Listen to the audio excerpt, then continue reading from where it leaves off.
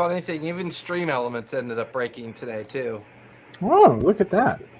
Just like at the beginning of the cast, it like announced my previous session. And I'm like, that doesn't even exist anymore, and somehow it's still. You're wrong. No. Yeah, and I'm like, heck no, this is the title. And then I just did a title interlude. But we're gonna go a little ways back so that Winter can be properly terrorized along with the rest of you. Yeah. Nothing scary happened at all. The previous couple sessions, the team, having survived the discovery of whatever these mental worm creatures are that were being used, and the visual display of what happened to Mannheim, as well as the first attempt at trying to figure out Thane's Reach, how to get into it, what might be going on.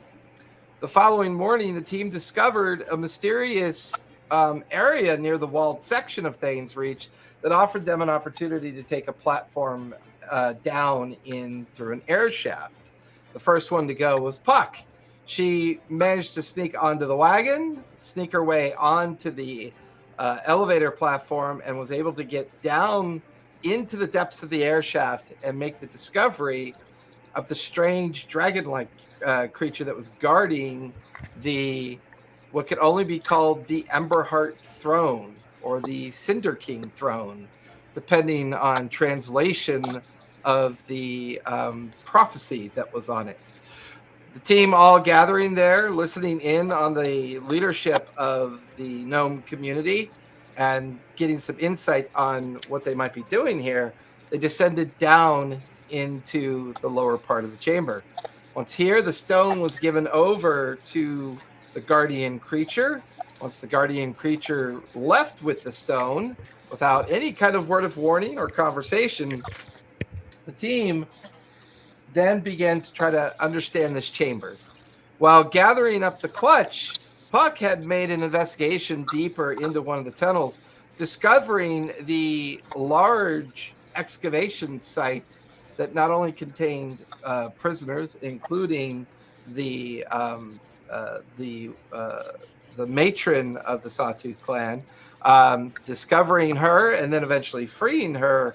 But all the while this was going on, a strange kind of earth tremor kind of beginning to unfold as the large Heartstone excavation site was beginning to unravel, reveal itself. Not only the team being down here, but it would seem those in charge of the excavation were caught unawares by this as well. However, briefly, there was a discussion with the matron of the Sawtooth clan, and it would seem that what was his name? Vracus. Vassarisk. I know, my S's, R's, and my V's all stumble. Seem to not be out of the picture yet.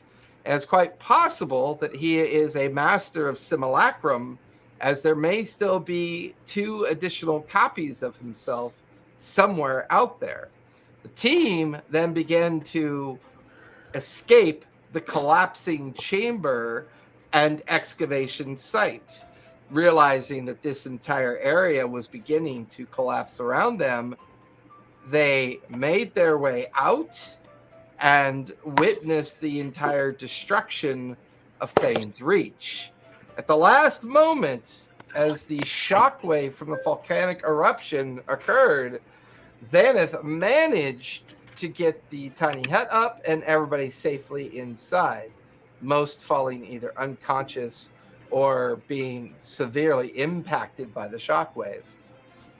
And it became aware at the same time that a massive fire titan had not only been unleashed, but it is now potentially making its way towards the Obsidian Gate to not only destroy the Obsidian Gate, but possibly help conclude whatever Vassarisk's plans are in releasing one of the betrayer gods known as the Shadowed One. It is... Did we take a long rest? Did we decide we were taking a long rest at that point? I think that's what we were doing at the end, yeah. Okay. Yeah. The only challenge with that is that it was roughly afternoonish during the eruption of the volcano. So taking the long rest in the tiny hut will bring under the ash. Yeah. So everyone go ahead and trigger a long rest. Yep. That will bring us to the morning of day 5. No, day 6. And session 40. Yeah, we're on session 40. Midlife. Morning of day 6. Time to go buy a car. And this is the morning of day 6 since entering the Caldera. Since entering the caldera and making your way in this general direction of trying to track down the mining pit and all the activity that was going on.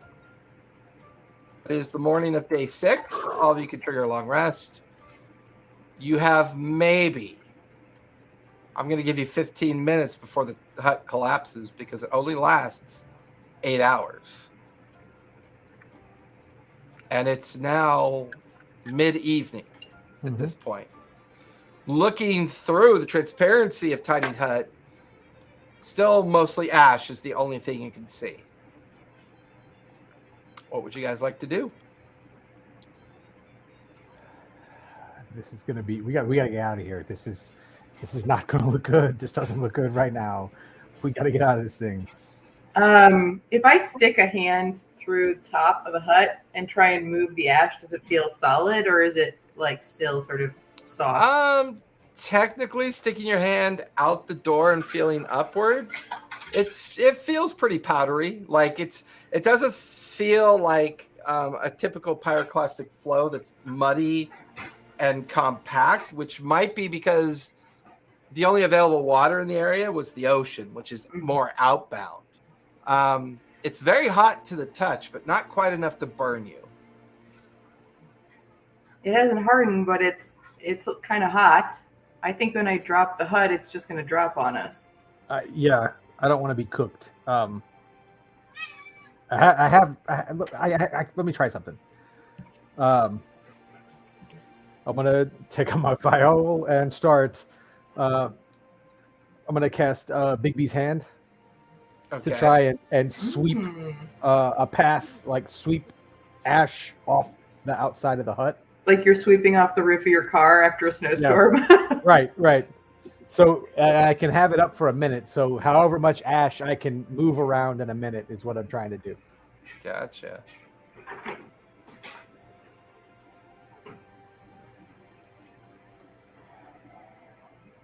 So I start playing, and the big hand appears, and like push it off first, and then just start like swiping back and forth.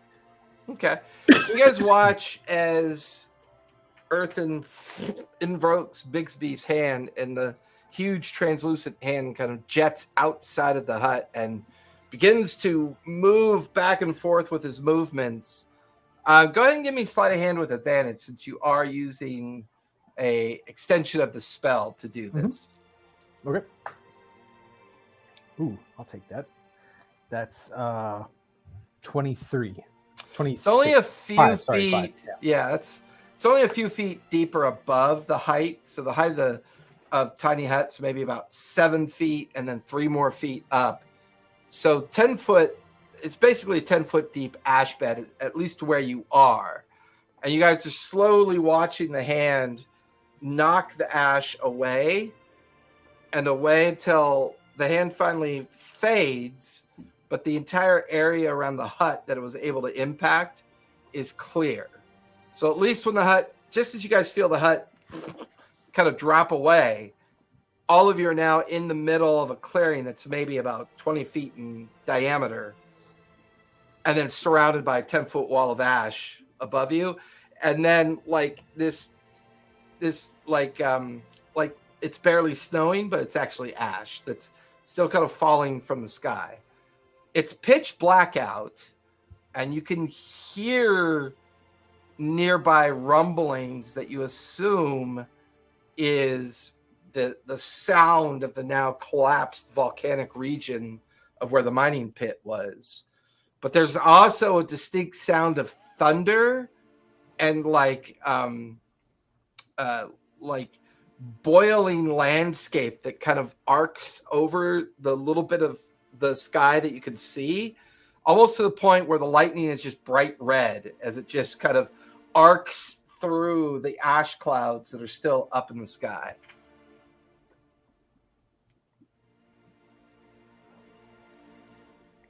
Holy shit.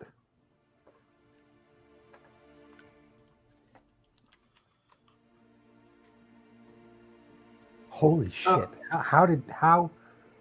Holy shit.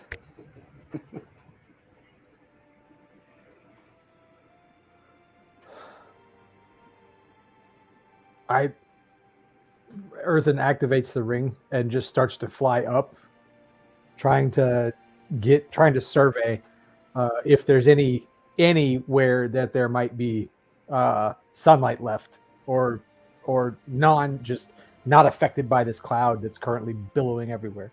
Normally you'd have advantage on this, but give me a regular one because you're at disadvantage due to the weather conditions. Mm-hmm. So just give me a regular perception check. Perception? Okay. Oh, that's a nat 20. Ooh. Oh, what a way to start the night. With my advantage, that's a 31. Okay. With my, not advantage. Your bonus. Bonus, yeah. So from this height, looking straight down, you could see Winter, Xanath, Puck, Spot, and Punch all kind of in the opening that you just flew directly up from. The horizon is pretty much a firescape. To your right, in the direction of the bordered area of the caldera off in the distance, you can literally see a Titanic-looking flame that is just moving off in the horizon, almost like something 100 feet, 200 feet tall is just casually walking off into the horizon away from the collapsed area of Thane's Reach. Whatever that mountainscape was is now completely collapsed in on itself. There's no sign of the town at all. The fortifications, whatever was built here is just looks like it's been vaporized, and then it all continued to collapse downward into this huge canyon-like recess that's just kind of swallowed everything up above. Where the boiling smoke is coming from is that an edge of the pit has cracked all the way up to the edge of the beach, and seawater, like a waterfall, is now pouring in to this huge crevice, or like this massive ravine that opened up due to the earthquake, and is billowing out both smoke, ash, and steam, just billowing out up into the atmosphere above you. Like almost like dots of red light out on the seashore. The 3 or 4 dozen ships in the harbor are all now fully engulfed in flame. Just huge bonfires of the vessels. No sign of anyone that you can see that might be alive. The bluff and the beach seem to be the largest collection of ash, about 1,000 feet down towards the collapse of where Thane's Reach used to be. It's mostly just burnt and shattered rock from the kind of like sudden shock of the explosion. But it is, at least this section of the island looks changed. Like it's been changed. There's nothing left of trees, grass, or anything. It's just an apocalyptic, charcoal burnt, ash strewn wasteland all around you. If I kind of have my bearings about me, can I look back towards where the jungle and everything should be? Yeah, it's mostly just burnt landscape now. Okay. You think it was in that direction, but looking around, it's hard to tell for sure what direction is what. As long as you're keeping where Thane's Reach used to be, it gives you a general idea where the edge of the caldera and the jungle landscape used to be, but it's all just gray ash. I'm going to drop back down and report kind of what I just looked at. Okay. Did we do this? There's nothing left. It's even the ships in the harbor are on fire. And then there's this giant moving fire thing. I guess it's a giant. It looks giant from where I was, moving that way. Is that what you saw? That sounds like what I saw. That sounds like the Cinder King. We didn't know. We didn't know. There was no way for us to know this would happen. It starts raining. And it's a hot rain.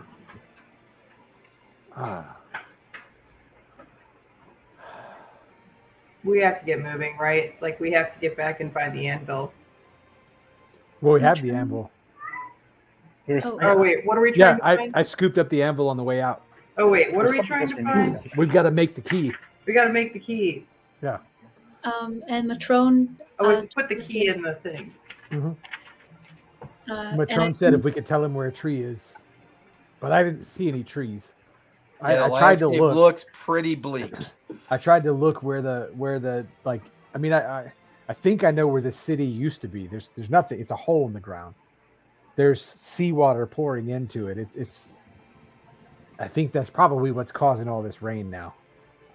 But I tried to get my bearings and turn around and see where I expected the jungle to be. There's nothing there.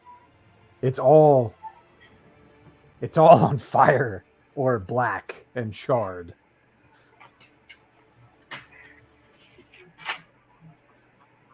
Oh. If I go there, I might be able to find roots or something barely alive that we can try and contact Matrone with. But we do have a lot to accomplish in a very short amount of time. Tally, did you get a new internet service or router? Because you seem surprisingly stable and clear. It's the lighting. Oh, okay. And your audio is coming through really well, too. Really? Oh, wow. Okay, I'll remember that. I'm not in my usual place. You're not in your normal place? Yeah, my Wi-Fi is worse. Oh, interesting. So we need Morden's hammer, right? Morden's hammer is in Titan's reach. Well, maybe. We do need it. Oh,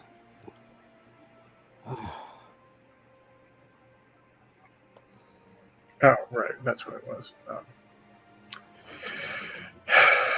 Did we confirm the hammer was in Titan's reach? I don't remember writing that one That's down. what I have in my notes. That's what Naleth claimed.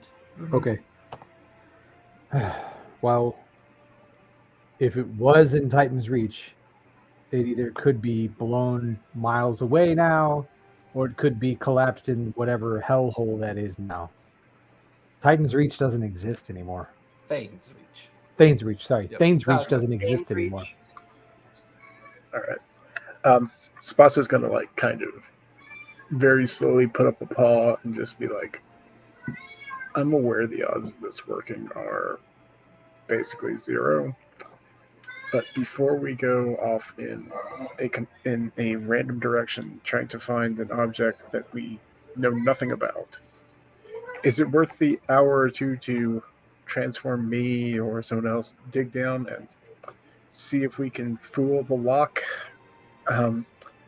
Remember, I am the devotee of a luck goddess, and this would be a really, really appropriate time for her to come in. Just saying.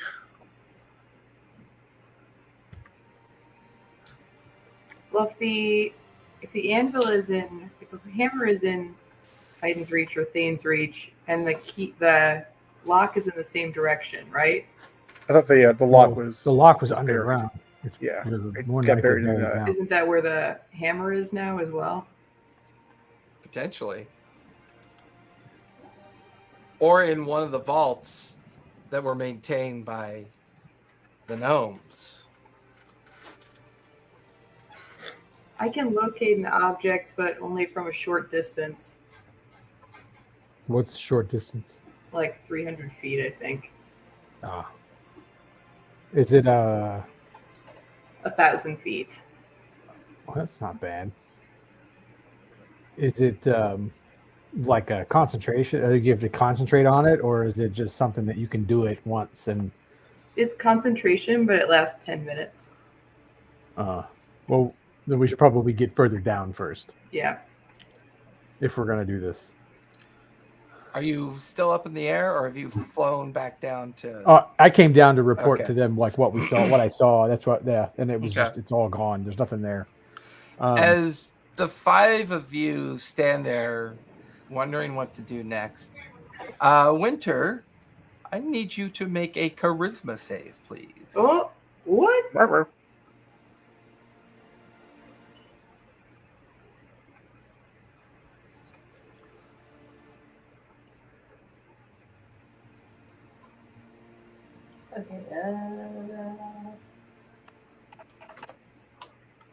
Oh, it's a 20. Nice. All right. You feel an overwhelming sense of dread kind of just overwhelm you for a brief moment.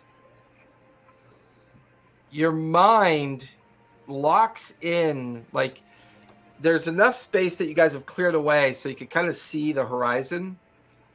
And your eye and your mind just kind of fixate on where Thane's Reach used to be. That explosion has opened up something that feels familiar to you.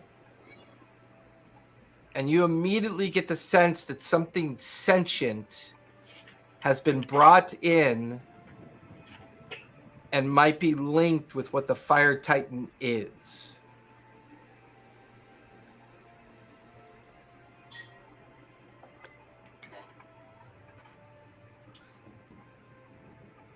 I don't know. I lost my train of thought listening. I listened to the whole thing and then didn't even know what to say after you.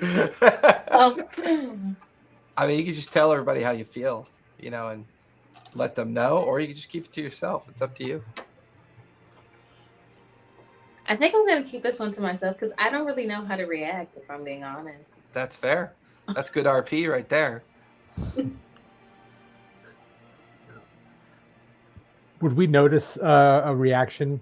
Just not with that 20. No, she's composed. Okay. Yeah, she's very composed, and that brief psychic burst that tried to overwhelm her didn't. So she's, as far as you can tell, she just seems to be concerned about the environment and waiting to see what the team decides to do. Yeah, because I don't know how to react. I'm thinking and nothing's coming. Love it. Would it be worth trying to go back to the mist if we can figure our direction towards the mist? Do you think it would be worth going back towards the mist and see if we can't find whoever that was trying to hold up the giant stone? I mean, he's the one that told us to deliver the thing to the guy, and then they just bolted, right? I mean, you see my distaste for divine beings now, right? We're freaking tools for those guys. I feel like a tool.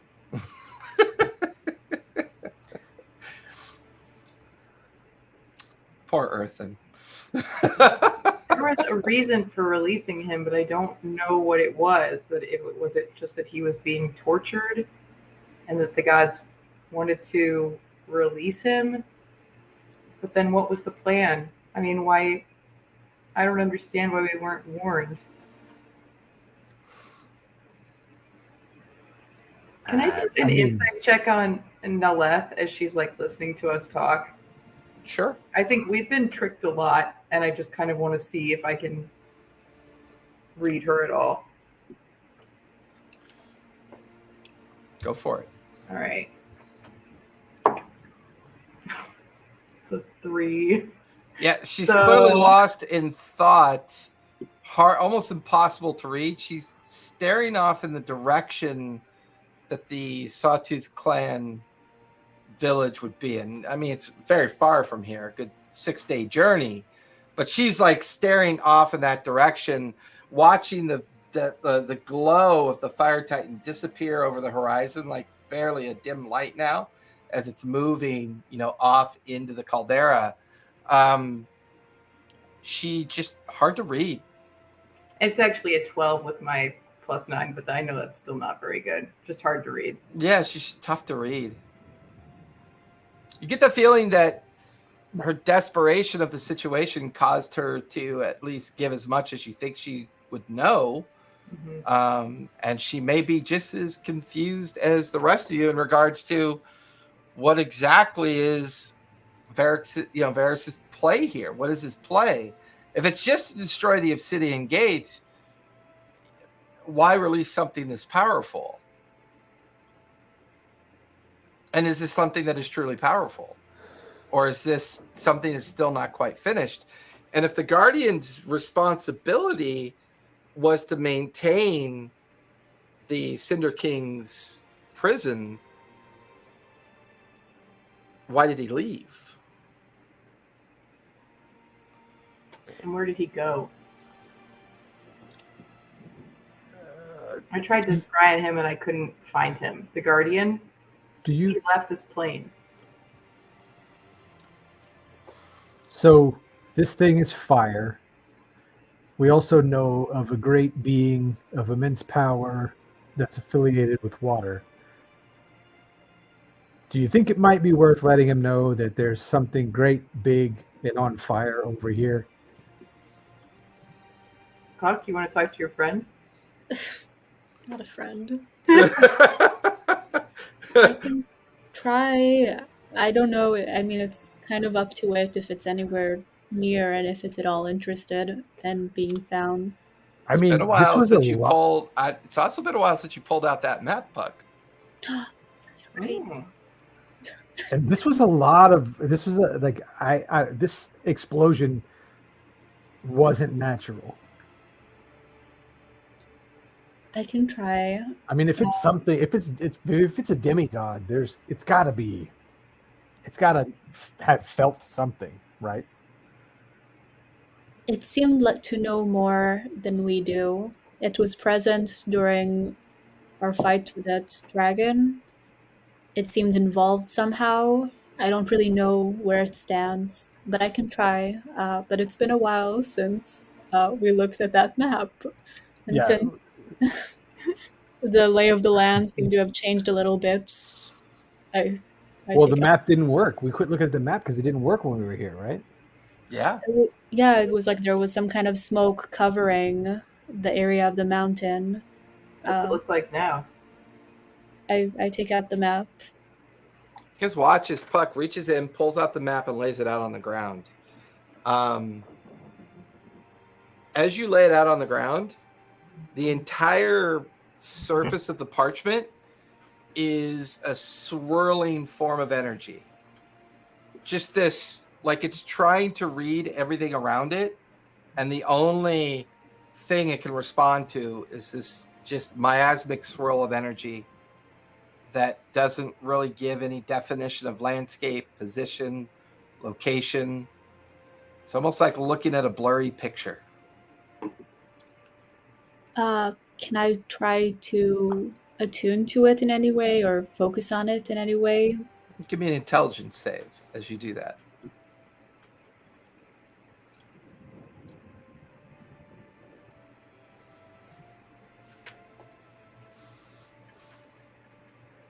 Nine.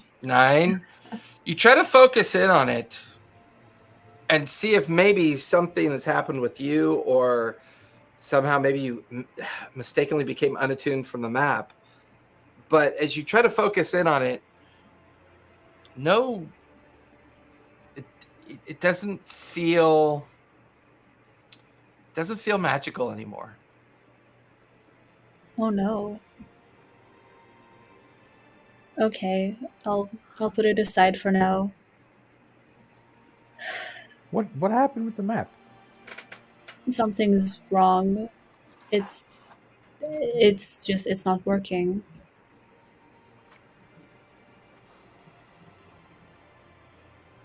What the heck would cause that?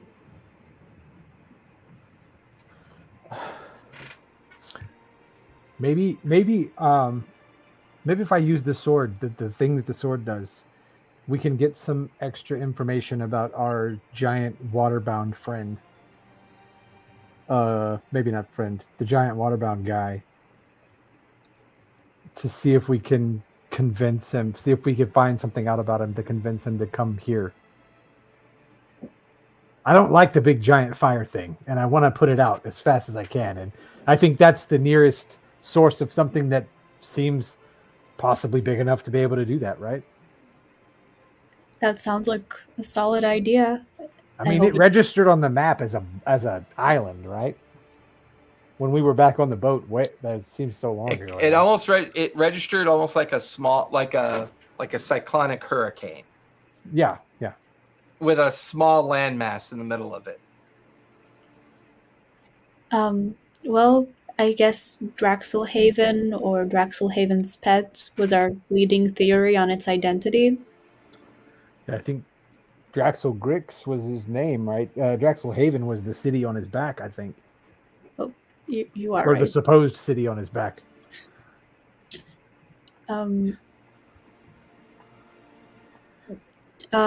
Xanath, Winter, you two tend to be pretty attuned to magical forces and divine vibes. Thing going on? Can I do a vibe check? Does it feel like there's a lot of magic in the air like there was when we were hanging out in the mists? The primordial crossroads where you guys came out of the mist felt uniquely divine and uniquely kind of like magic. This right now you just feel the opposite. Like there's some innate magical feelings you're used to having, like awareness, primal sense, a sense of just things that might be nearby. It just kind of feels like static, just an echo chamber. This feels like dead air to me. There's nothing going on. Well, there were a whole bunch of people here that are not here anymore, so dead air might be a great choice of words. You are a cleric, aren't you? Come on. There is something wrong here. I mean, just not to state the obvious, but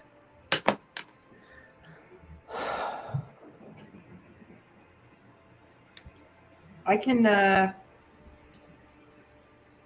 if we want to pursue the hammer, I could commune with Helm and see if we can get some confirmation about where it is.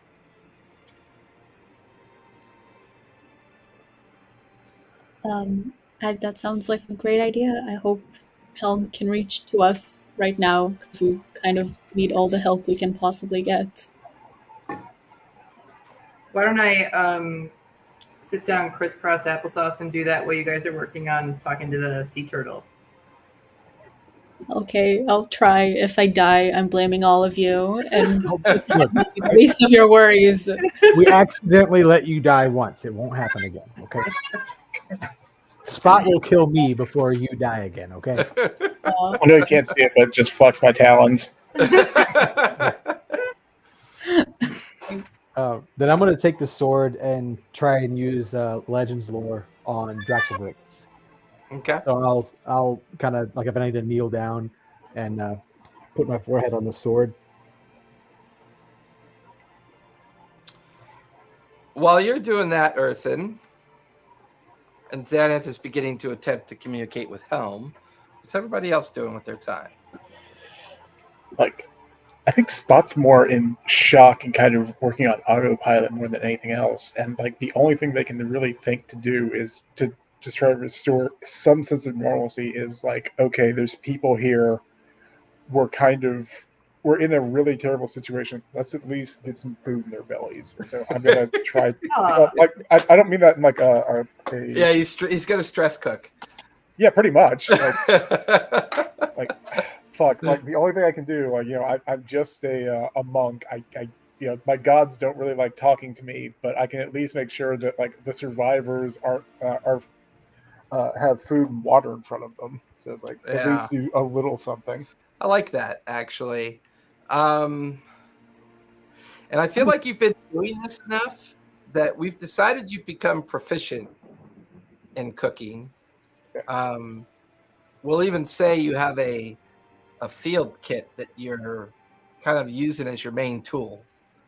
And you begin to pull out some of those rare ingredients and spices and things that you've been acquiring slowly, equivalent to the advantages of the trail mix that you made. You have enough supplies on you to begin to kind of make almost like a porridge of sorts, but not like your traditional Oliver Twist porridge. This is like, screw it in a good way. Like like this before Oliver this Twist? this is like Blue Bunny quality organic porridge, where you're taking like all these amazing kind of items that you've acquired up to this point, including some pretty rare exotic fruits that you gathered at the Sawtooth Village, and you're beginning to kind of like form this food prep, and spend the next 10-15 minutes kind of making a late evening meal for everybody else. You're a dex-based character, correct? Oh yeah, very much so. So now that you're proficient in cooking, we can now use your dex abilities versus your non-proficient proficient abilities. So go ahead and give me a sleight of hand for starters. Okay. I'm doing all this on laptop, so there it goes. Ooh, that is a 32. Nice. Go ahead and roll a d20 and then add your proficiency modifier to it.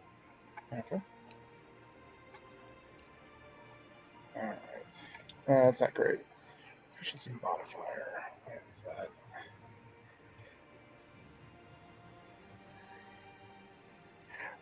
Just out of curiosity, because I'm not used to looking up, where is my proficiency modifier? Like, where is it? Should be near your. Oh no, I see it. Proficiency plus 4. That's a 7. 7? Yeah, I only rolled a 3. Without having a proper area to prep, it's a bit of a challenge. So instead of a d12, roll a d8, please. All right, d8.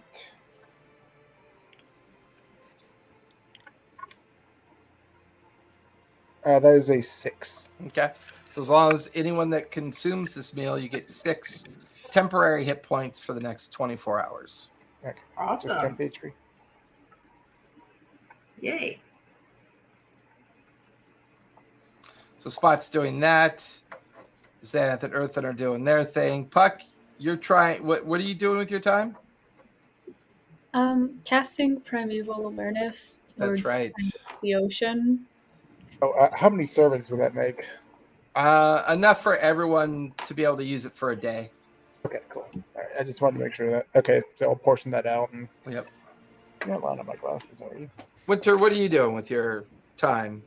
Can I try to see if I feel any? I don't know, like what I roll for that to try to see if I feel like anything ominous. I don't know that word. How to pronounce it? So for you, and there might be a play on this for Puck as well. The only other time you've ever felt this sense of dread, this sense of overwhelming concern, is you'd made a mistake during your travels one time. As an Elendil, you've always had access to the different Fey gates that allow you to travel to different places, as well as you visited the occasional celestial plane, as their direct link with Fey is pretty common. However, there was this time for you that you inadvertently made it to the Shadowfell by mistake. And you weren't really sure if it was a mistake of magic or a mistake of thought. But you ended up in a place called the Cinder Rock. This huge fractured mountainscape that was said to be the home of some pretty nefarious creatures of the Shadowfell. But when you had arrived there, it was strange. It was completely devoid of life. There was no sense or sight or any kind of view of any of these creatures that you've heard of that should live here. The only thing you remember seeing before you fled was a strange-looking individual near a pool of energy, and they seemed to be very much focused on that pool of energy. It was at that moment that the Fey Gate that you had traveled through had reopened behind you. And just as you stepped through it, that same sense that you had then is what you have now. Something has broken into the material plane that shouldn't be here. And your Fey ancestry and your Sylvan background, your Sylvan memory, your Sylvan emotion is beginning to feel very overwhelmed by this. There is something here that goes beyond cruel and anger and malicious intent. And you can feel its energy just beginning to emanate out from the collapsed region of Thane's Reach. Puck, it's at this moment that you cast out your primeval awareness. I need you to make an intelligence save, please. No. The intelligence is not great. Oh, okay. 17. 17.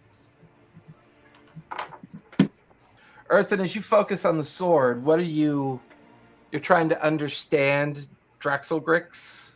The great I'm trying to beast? Well, my intent is to get more information on him to assist with Puck's reaching out to him to, if we can. She's not a very convincing person sometimes, but if we can convince him that, that's just fucked up, Holmes. Say it to her Fucked face. up. Whoa. Hey, coming from like the most persuasive guy on the team, I mean, I want to. Hey, To her face. when I hear that, I just kind of hear the tone of his voice, I'm assuming I'm just kind of bent over my cauldron. I just want to reach over, like not even look at me, either smack him in the back of the head with my offhand or my tail, whatever's closer. You feel a tail like smack you on the head, and you get that look from Spot like, manners. That is my crime friend you're thinking about. yes, you're great I've at been through crime. a You're lot terrible of at lying about it. I love the Nothing idea like being in the that middle of the apocalypse and having a family spat. I love the idea that Kurt was talking to the DM, but Spot could sense it and smack Earthen. And your mind, Earthen, is lost to you for a moment. You start thinking about this Draxelgrix and what it must mean. And the sword begins to reveal a story to you. It feels like the world is very young. And it is consumed in hurricanes and storms. For a brief moment, your mind is fixated on an area of ocean that is being obliterated by the largest hurricane you could ever imagine visualizing in your mind. And then a sudden shockwave of energy, almost similar to what you felt yesterday, only this is uniquely waterborne, expressive into the ocean. And when it happens, you're watching this fog and mist begin to form.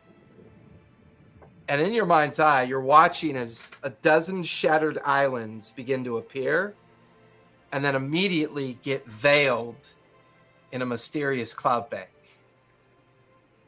But drifting out of the cloud bank, the largest dragon turtle you've ever seen or could possibly imagine seeing. You could easily guess it to be the size of a small city. And it just drifts on the surface of the water for a while, out of the cloud bankment, this huge cloud enclosure. And then it just kind of settles into the water. And then you're just kind of back out of the vision.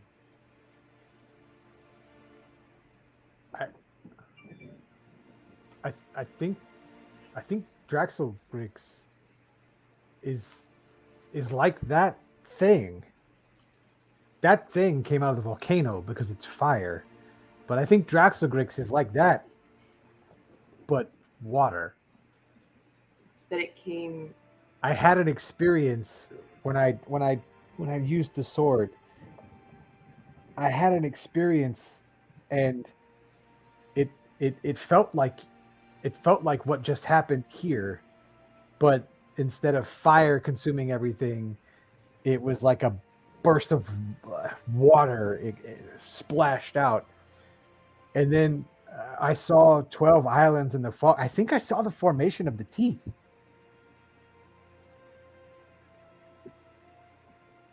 Whoa. But Draxelgrix came out. It was a cloud there, and this giant dragon turtle came out of the cloud, not flying on the water, but came out of like the fog cloud and kind of sat there for a minute and then swam off. Did it feel distractive like this one, or like we might have a chance to get some help from it? The explosive force, yeah, I mean, it felt similar, but it wasn't fire consuming everything. It was the shockwave feeling, the last thing I felt before I blacked out. Then it might have some kind of connection to this. Let's just hope we're on the same side, because if I recall, it was very powerful, and I don't like our track record with those elemental powerhouses so far. Yeah. It also seemed to be somehow involved in the ceremony of sealing the obsidian gate, right? And it wasn't clear whether it was helpful or unhelpful. What was that?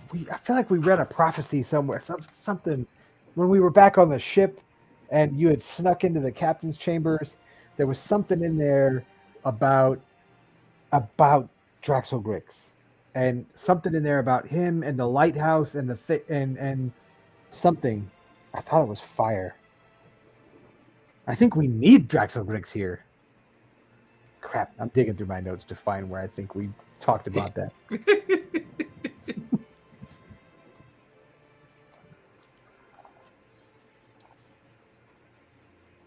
I know we talked about when we were looking at it was when we were still on the boat. We weren't even here at the island yet. We were still way back on the boat. Mm-hmm. And it was like something somebody read in one of the books in the room. But remember, Alexander had that painting of the lighthouse, the cursed lighthouse that turned these guys into the things they are, and all that stuff. And there was something about Draxelgrix, and then something with this living under this mountain. Creation of the old Lucidian? Maybe. I did not take good notes back then. I'm sorry. I'm digging back through it. That's no more Excel. I got to go back further than that. Shell Island, ancient civilization, creation of the old Lucidian, Draxel. That's part of it, because Draxelgrix is the guy.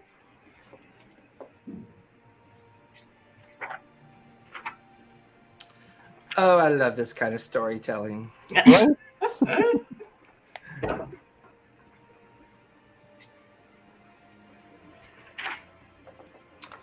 One of the key components of what you guys have experienced up to this point, both in the primordial vision of the crossroads, recently in the mist, the sudden sundering of a possible elemental gate, whether or not Winter shares that, she still hasn't figured that out yet. But the way Draxelgrix's vision was revealed to you, Earthen, and the age at which it took place, these are all creation experiences that you're having. These are all points of creation that are happening either through visions of the past or what's just recently happened within the caverns below and the great mining site below Thane's Reach.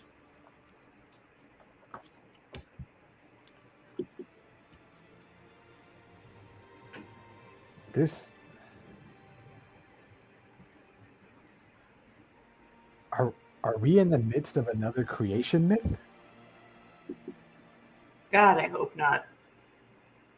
That's never a good place to be.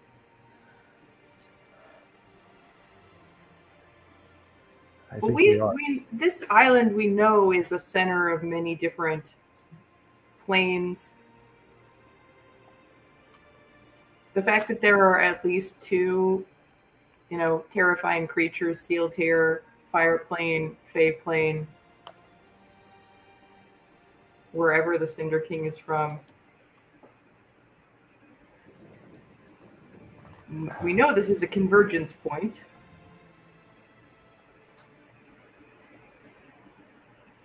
The lighthouse curse was on Dragon's Breath Island, inside the teeth.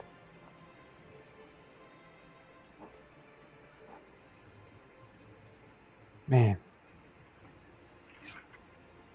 Oh. Maybe Helm's got some extra guidance for us here. Well, we still haven't tried to talk to Drexelgrix yet either. Yeah. Damn. Puck, you don't let on at first, but your primeval awareness doesn't seem to work. Oh. Like you're trying to sense things, and it's a vacuum. It's just an empty space in your mind. Where normally you could pick up on these sensory feelings, it's not there. This place is dead. I can't reach anything. What is I that? don't know. You can't reach you can't sense anything? Nothing is coming up. I don't know if it's something wrong with me, my map, everything, or something about this place, but every time I try to reach out and use my usual sensory, it's silence. Is it because we're not near any water? I mean, everything's all fire and burn and ash around us. The ocean still is only a few hundred feet away from you. You're up on the bluffs. Yeah. Shit. I'm gonna try and make myself useful and look for some trees from Atron, because I don't know what I can do. Give me your survival check as you begin to fan out from the campsite with a bit of a despondency. Are we just climbing up the ash? Well, it moves and shifts out of the way pretty good. Yeah. I would imagine, though, if you're going to continue to try your commune, Xanath, at some point you're going to have to settle down, and focus on your commune. Yeah, I'm going to sit in the pit. Okay. I got a 25. For you, Puck, it seems that the bluff is where all the ash is collected, and you and Punch are able to push through it up until the easement of the bluff would normally run down in the direction of the roadway, and here the ash isn't as thick. It's for you, it's chest high, because your tiny form, you're pushing through it and moving everything around. The jungle scape is nowhere to be seen, at least not near the edge of the caldera. There is a straight, from your vantage point, as you get further away from the campsite, to look down towards the hillside that would roll down towards the old walls of Thane's Reach. You get... Who did I lose that? That was Xanath that time. Yep. She just sent she sent a message on Discord that her computer crashed. So.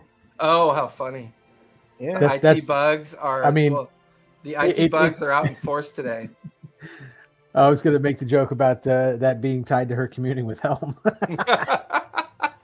Her god snatches so her hard, you went extra planar. So, Puck, as you sit there with Punch, you're kind of absent-mindedly scrunching his ears and kind of looking down. To your left, is this whole new canyon-like area that's come into existence where the ocean water is like pouring down into it like a waterfall, and it's causing this huge ejection of steam clouds that are mixing with the smoke clouds of the volcanic eruption. And that's where the storm and rain are coming from. That's when the rain is hot, but not painful to the touch. And it has a very salty kind of taste to it, which tells you it's definitely ocean water that's kind of like vaporizing up in the air and then turning to rain droplets as it falls back down. The horizon of the caldera to your right is the fractured kind of rise of it boiling over with smoke and the occasional red lightning kind of coursing through it. The collapse of Things Reach has created this just huge canyon. You see no sign of people, but strangely enough, near the edge of the right side where you remember the air shaft being, not sure how or why. I know why, because I rolled incredibly well. There is one tree standing, a single tree that just it's strange because it's kind of like, you know, those apocalyptic landscapes that you see, but something wearing a really bright Hawaiian t-shirt off in the distance, you know, just kind of standing awkwardly out in like a very drab and rundown landscape. But down by where the old air shaft was, which is now a collapsed section of the edge of the canyon that's now newly formed, is a tree still intact, but it's leaning slightly over the edge of the canyon, like maybe the ground had eroded around it, and it just hadn't collapsed down inside the canyon yet. Xaneth. I feel like that description of the tree was a description of our party, though. Bright, colorful guys in the middle of an apocalyptic landscape. So Xaneth, your commune. Yes. What questions are you reaching out with? So I think I will sit down and set up my shield and my little symbols of helm. And the first question I'll ask is, we're seeking Moradin's hammer. Is it in Thane's Reach? You hear a very loud metal on metal sound, like a hammer meddling armor, signaling a positive response.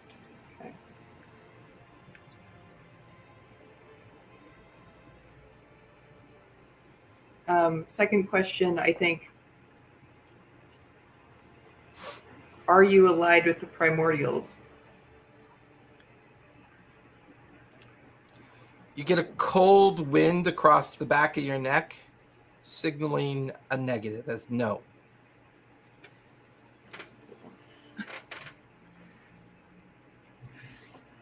Are you allied with Cord?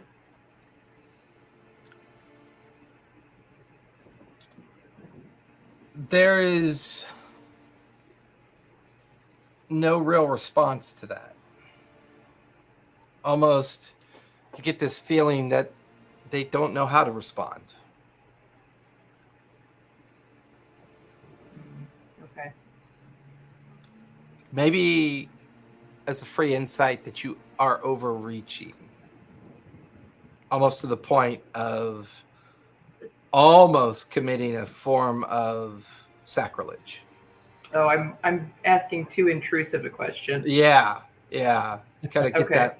Yeah, you kind of get that cold, kind of non-compliant response. The equivalency in your mind would be like confusion. Okay. And a little bit of disappointment. Okay. Am I allied with Cord? All right, that's my 3 questions. The hammer is in Thane's Reach. Primordials are not our friends.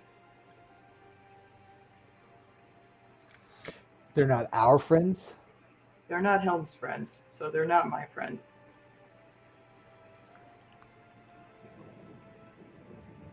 I don't think I'm Helm's friend.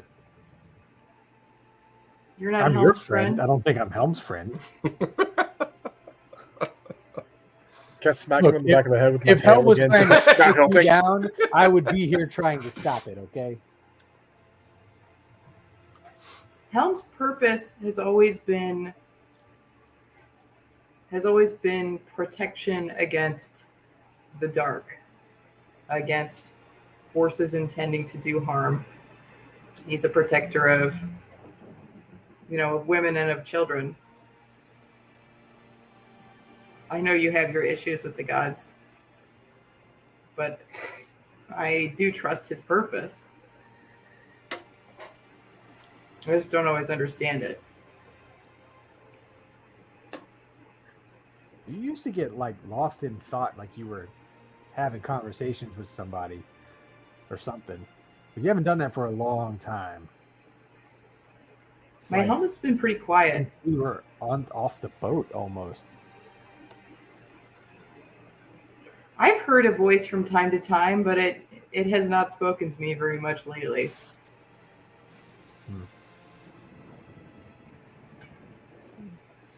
Did we catch Puck before she took off after the tree, or No, she just went searching.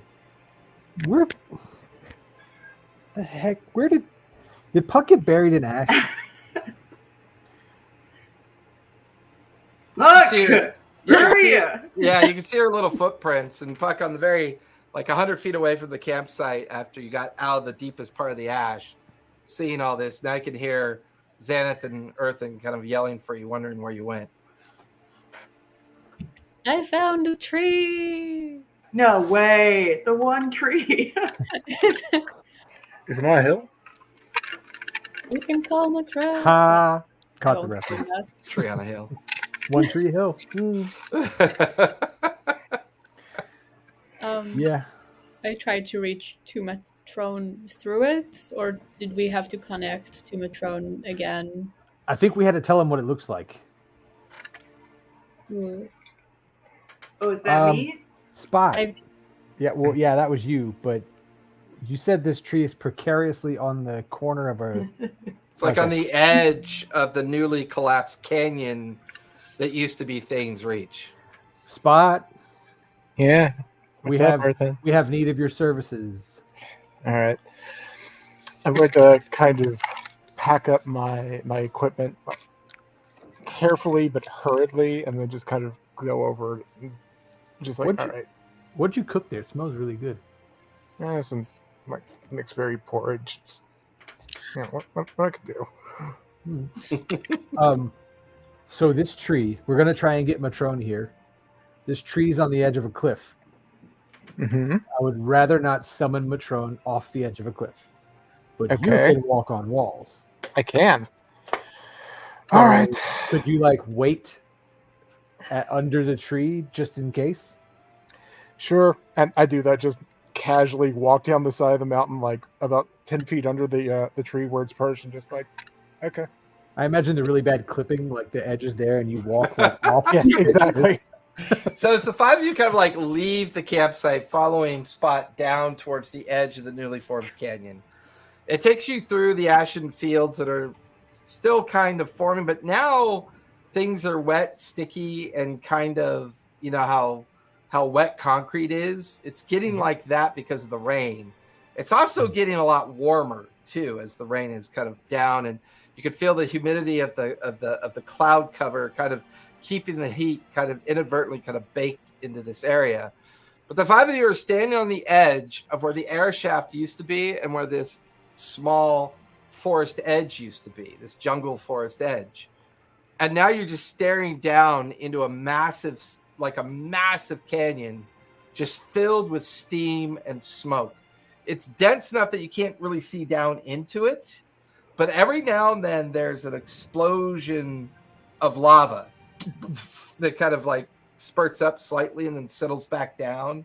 And there is an increased amount of heat over in this direction. You can even see some of the leaves kind of falling off the tree. As the five of you stand there on this edge, you watch as Spot kind of goes over the edge to kind of keep a look on the opposite side of the tree, just in case that becomes necessary. You guys are all on the edge of the cliff or the edge of the canyon where Thane's Reach used to be. The weather's getting worse. It's getting hotter. What do you guys want to do? This cliff doesn't look super stable right now, so just in case, let me just fly. So we're not putting excess pressure there. But you want to give Matrone a call?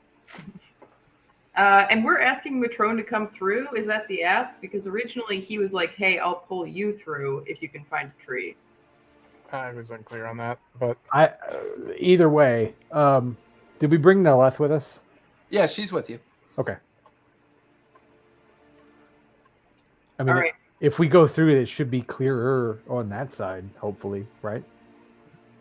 Yeah, but if we need to get the hammer, that's the other direction, I think. He can get us back the same way he got us there, right? If we knows what the tree looks like. Yeah, if he's got the slots for it. If the tree doesn't die. Was it that, or was he gonna come here?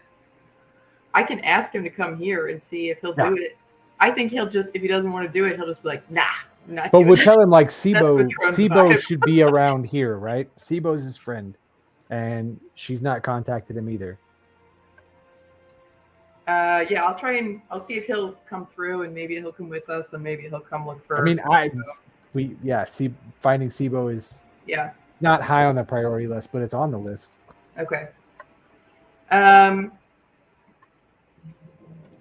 Look how you're making the phone motion. That's awesome. That's what Zamp does. You're like, I'm more likely to remember 25 words or less if I use a rotary phone. Yeah. Indicator. It's not even the iPhone hand. It's the old Yeah, none of my kids know what this means. None of my young really? kids know what this means. When they do a phone reference, they do it like this with their palm to their chin. That's so Gen Z. All right. Matrone found a tree hanging off edge of cliff, wiry, colorful. Please come through. We need your help finding Sibo. We'll discuss once here. All right. Not the best description you could give me, but that's okay. I'll do what I can. Be there momentarily. You might want to stand back.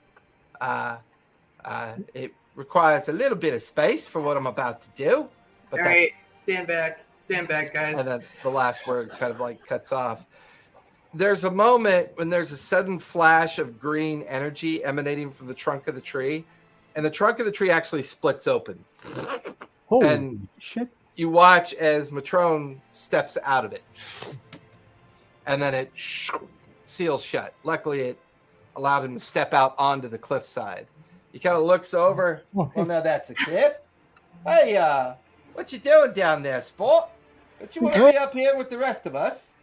Well, we didn't know which direction you were going to walk out of. We don't know how that spell works. I'm back up. So I just trees always point west. You can always count on that. I'm a monk. I don't know tree things. I'm an obligate carnivore. Remember, he totally doesn't himself know up tree over things. the edge of the He tried cliff. to talk to a tree and it tried to eat him. Is Puck just nodding knowingly when he says the trees always point west? Yeah. Of course. Yeah, no. Duh. Well, now that I see this, kind of explains where all the smoke's coming from, huh? Holy, you can see this all the way back down in Gnomework. Has it reached the Underdwell?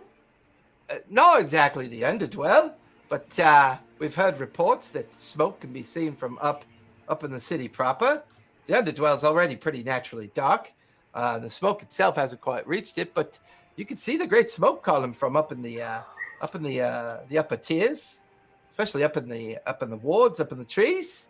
People seem to be panicking a bit up there. A lot of ships leaving all of a sudden.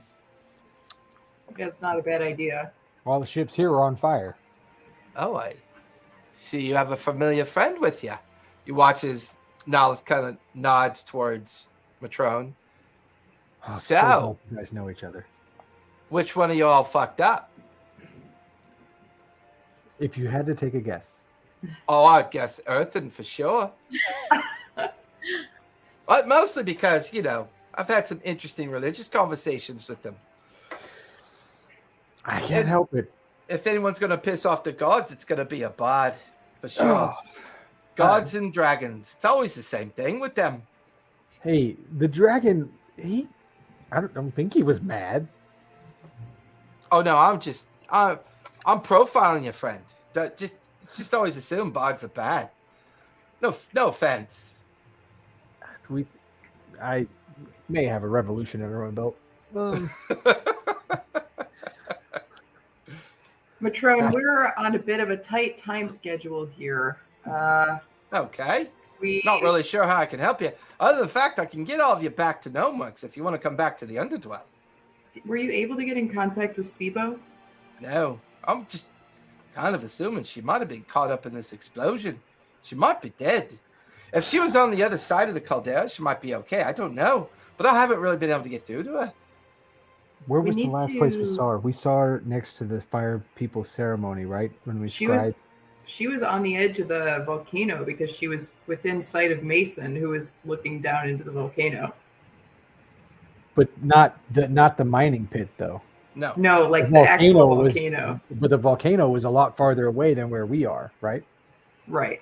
If I remember the map right, we were at the north. She was over at Lava Worm Reach, is where she was. Yes, she's likely, maybe was not affected by this. She's affected by something, but maybe not by this explosion. The only thing you remember her saying is she was heading towards Shadow Peaks after Lava Worm Reach. So she was going all the way to the other side of the caldera. Yeah. But we think she was at Lava Worm Reach when she talked to us last? Possibly, yeah. Okay. When she stopped talking to us. Yeah. Well, I don't really know for sure if she's still alive or not, but if she's at Lava Worm Reach, I can assume that she was far enough away from this to not have been affected by it. I still don't understand why she's not responding.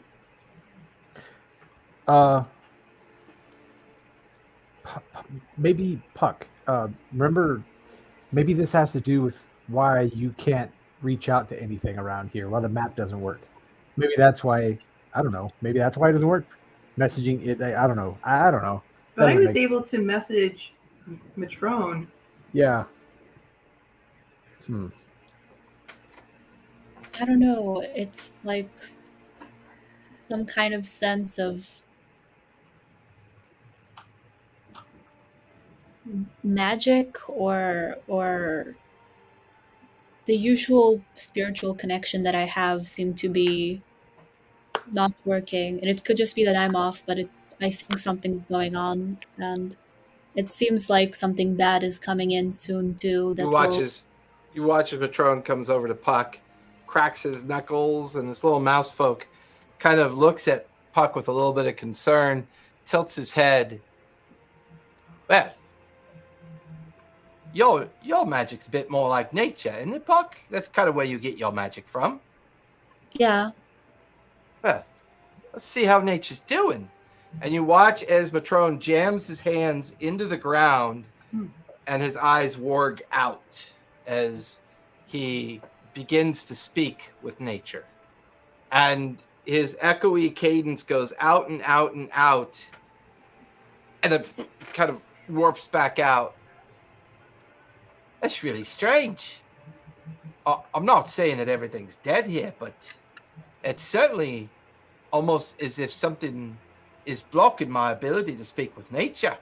It's something about this area specific. I think that's what the problem is.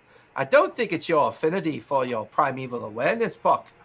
I think it's something else affecting the area specific. Oh no.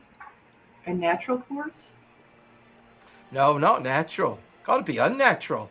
The only other time I've ever known for this to happen is when gateways get open that can't be closed. Well, some things seem to have walked through. Oh, you're sure that it walked through? Did you see it actually stepped through. Well, we No. were busy getting almost killed. Well, I mean, there's things to be busy about, but almost getting killed, not a good idea. Drinking's better for you than dying. Just saying. That I agree. Winter, you are awfully quiet right now. I mean, you're normally pretty quiet, but Sorry. I'm really shining right now because I decided to do like an oil treatment right 10 minutes before I did this game. So my I didn't think that through. I really didn't. So It was great.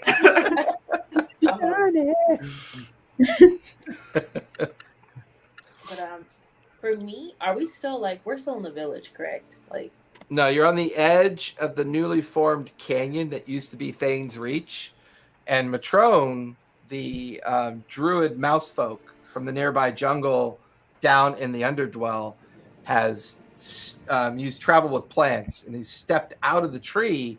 That's the only one that Puck could find. And it's the only one around. Yeah, and he just tried speaking with nature or communing with nature. It didn't work. Puck has been unable to get primeval awareness to work, or her sense of greater creatures that might be nearby. Her map is distorted and blurry, like it's unable to immediately reveal what's going on in this specific area. okay, well, I don't know why I wrote village by the cliff in my notes, but I'm just gonna where the village used to be. Yeah, it used to be. Before it got vaporized. Could I see? I just realized something. Could I see if the bow might have picked up on anything? I totally forgot about that. It would take a few moments for you to commune with the bow to see if its sentient nature picked up on anything. Give me a persuasion check.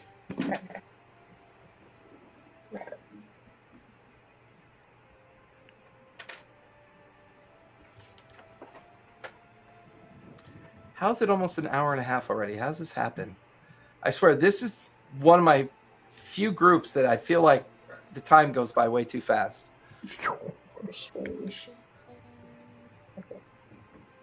I mean, I'm 2 pages of notes in. So. Yeah, we do a lot of mining for lore. You do. Maybe that's what it is. What'd you get for persuasion, Winner? Maybe not. I got a 5. A 5? Yeah, you don't get a sense of connection. Just that from time to time, that sense of something else is here. There's a presence here that you've only ever felt one time before, and you're feeling it again. And you're not really sure what it is. I mean, what can I do? What can I do? Can I get a read on her while we're You can give me an insight check if you want, because she's being very purposeful in her. No, she's not being evasive. She's being, I would describe it that she's being distracted by a memory, by something that concerns her, and she can't quite put the two pieces together. With my bonus, it's a 19. 19? She's distracted. She seems to be thinking about something that has something to do with what's going on, but she just doesn't seem to remember what the occurrence was. But you pick up on the sense that this environment is having an effect on her. You just hard to know for sure. You're not going to start speaking in tongues again, are you? Who, me? Yeah. When we got in the mist that time, I don't know what you were saying. You were speaking in tongues. Like everybody else looked old or young or like babies. Spot was the cutest little baby cat you've ever seen. But you were speaking in tongues and you just like, oh yeah, and disappeared. And we're like, what are you talking about? And you keep looking at us and you keep saying, and we're like, I don't know what you're saying. And then you walk off again. And then finally we got next to the giant crystal thing. And then you started talking, common again. Was this in the session that I missed? Yeah, oh, okay. probably. I was going to say, any of that in my notes. I You were don't have speaking blah, in blah, blah tongues in my when we notes. were in the misty stuff. Okay. That was like the connection with the Feywild. Matron overhears you talk about, and Matrone goes, "Where were you exactly?" We were In the mists? Yeah, we have a map, a rough map of that area, right? Like we Yeah. had her map, but we had a map of the area, a rough map of the area, I think. But we were in the mist, the Misty Vale down Misty there, Vale, in the bottom of the caldera. Yeah, Well, we went to the why in Misty the world Vale. would you We go tried there? not to go. We didn't want to go there. Spot jumped on the back of a giant, like, weird stone dragony thing, and it flew into the Vale, and we had to go in after him. You had to go And in then after we got the in dragon, there. or you had to go in after Spot. In fairness, I had jumped off of, Yes, Drake you jumped alley. off of. I was trying to intercept Winter. It made more sense at the time. Oh, imagine that happens a lot to the five of you. It Either always way- makes more sense when it's happening. Either way, we went into the Mist Vale, and we actually got to the center of the Mist Vale. But while we were in the Mist Vale, we saw a bunch of weird shit, some naked gnomes walking around singing songs, a satyr that kept popping in with various degrees of elegant clothing on, and then we saw this great being underneath the giant stone with all the silver threads coming out of it, and he was standing there like holding it up like he was in pain and all this stuff. And he told us we needed to give the piece of stone that we got to the guy that lived in the hole down there, who, when we went down there, was a dragon and covered in mind leeches, and we got the leeches off of him. It was really cool. You missed out. You should have been here to see it. But when he turned not dragon anymore, he turned into a human-ish thing. I gave him the stone, and he disappeared. He said, "Where'd you get that?" And then, boop, he was gone. What exactly was the stone that you gave him? That's the part I'm missing. Oh, sorry, the rebirth stone. We got it when we broke the fight at the Obsidian Gate, when we sealed the gate. That's fascinating.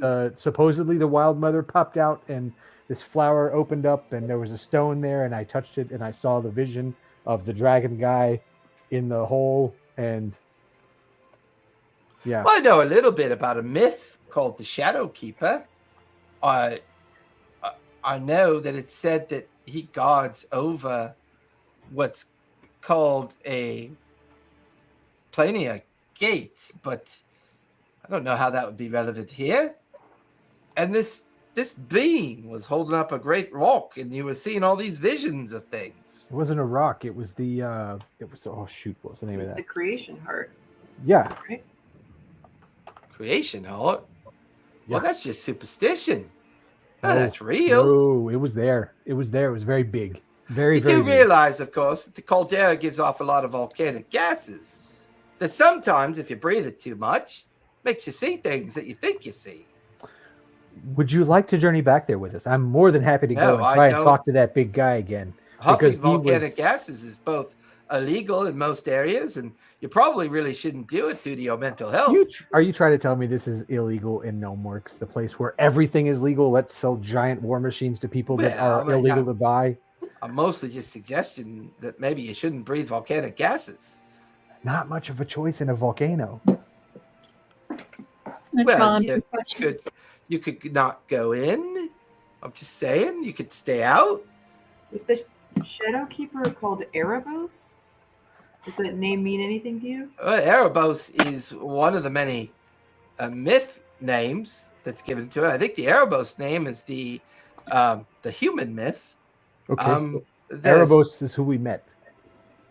Oh, well, now you're just So joshing. Erebos- Look, come here. You did the thing where you read the plants. You want to read my mind?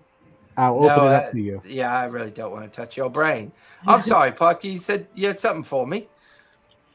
Oh, well, our questionable experiences aside, it was real, and we are under a very bad deadline.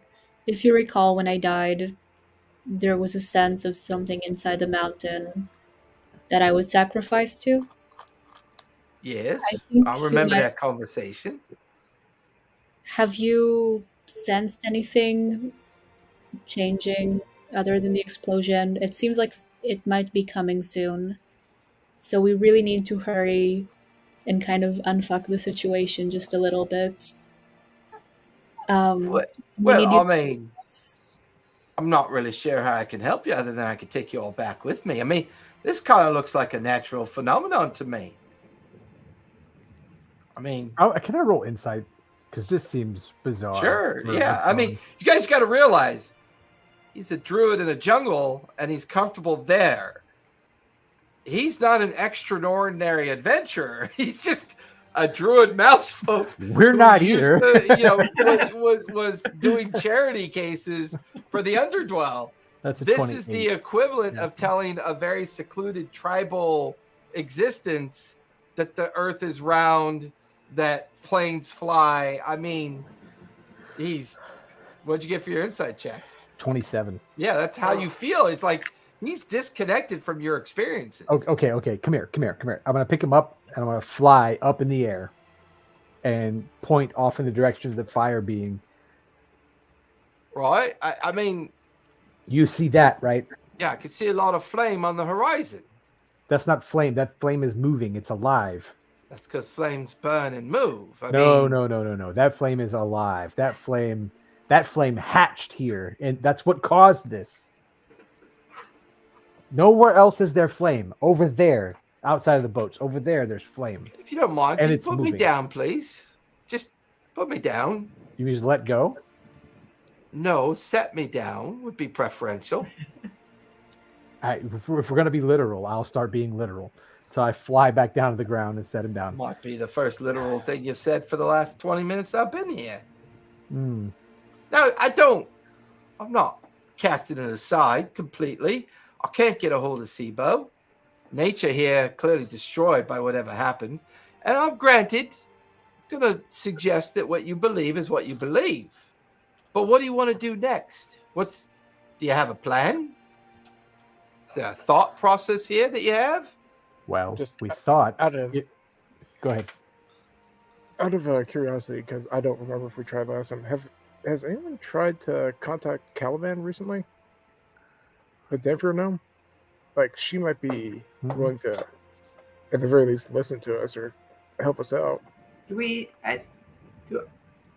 I can contact Caliban if we want to, but I think if she's alive, she's at Shadow Peaks or Lava Worm Reach. Okay. We need to go to Titan's Reach. I can remember if she was with Sibo or not. I think she's with Sibo. Well, I mean, Tia, is there something here we need to do, or can we leave? We're staying here. I think it might help if you stayed here, at least to help regrow the trees, because that's your thing, at least, right? But yeah, I think we're done with this guy. I'm not that kind of druid. Well, I'm not that kind of bard. No, that's not true. I could tell you are. Your likewise, buddy. Aside. Right. This is one of the first moments of levity Spots had, and it just kind of pins over the matron and just I flirted with him a lot. I don't think he's that kind of bard. That's a good opportunity for a break. I love that. Let's go ahead and take our 5-minute break, and when we come back, we'll do the second half. Oh my God, that was hysterical. Oh, D6 inspiration there, Spot. That was pretty good. That was pretty good. I like that. Come on, bud. Uh-oh.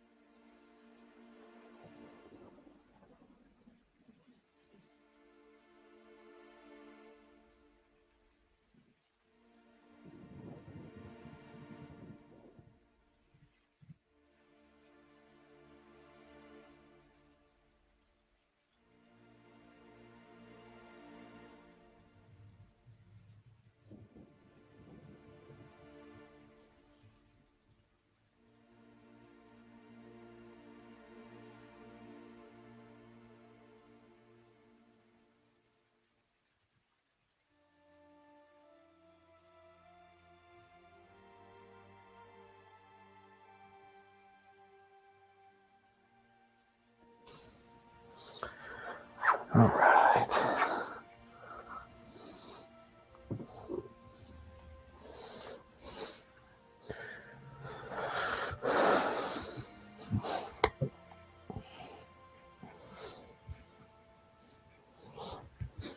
Oh, you're muted. Hey, once in a while it happens. Car registration in California is getting ridiculous. It's crazy in Ohio now. Well, since I've been here, so I have a hybrid and a plug-in electric, right? Yeah. And it costs us $700 a year for registration. What year is that car? Both of them are newer than 2015. One's 2015, one's 2017.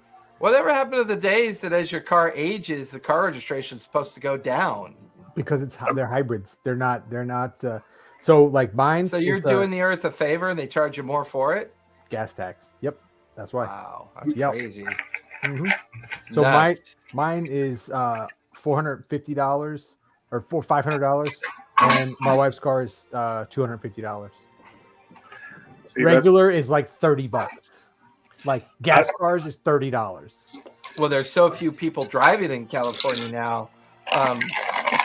They're thinking of dropping the cost of registration to like just a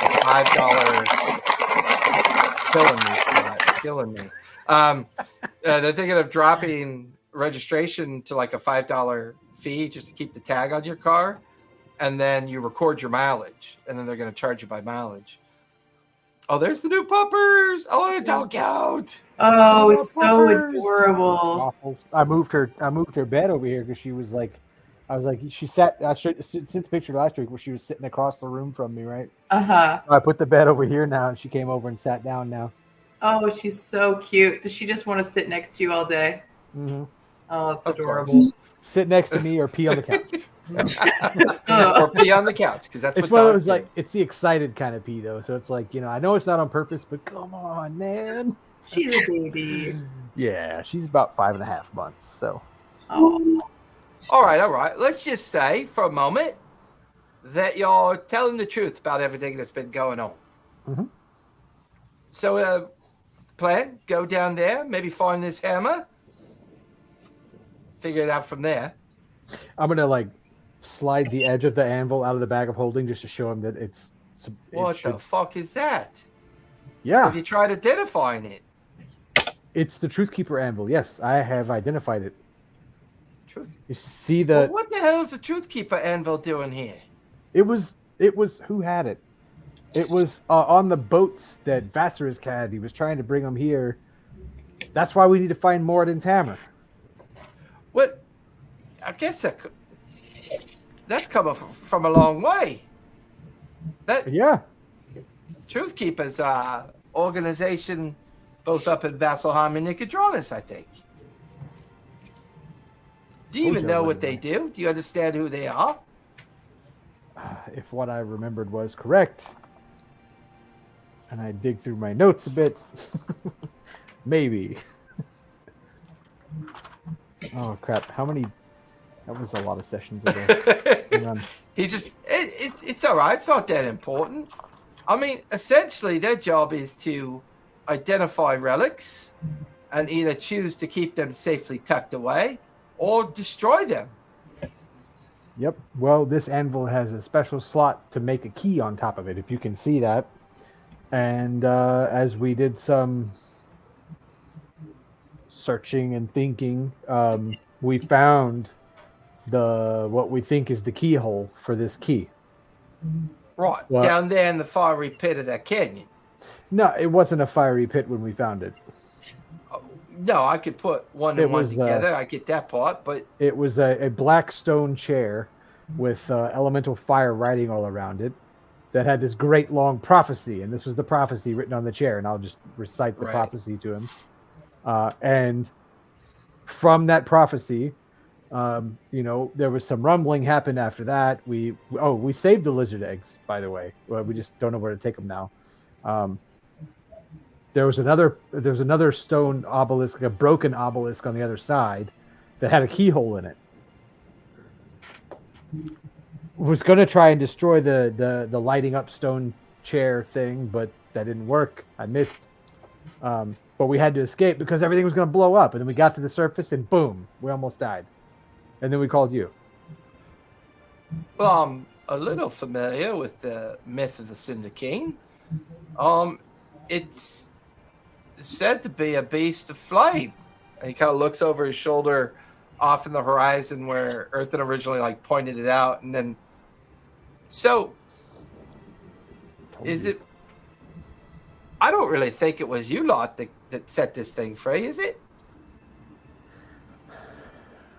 If the whole tale about Erebos being the guardian, preventing all this from happening is true, we helped it. Did you also fill him in on the excavation site, the collapse of the heart chamber?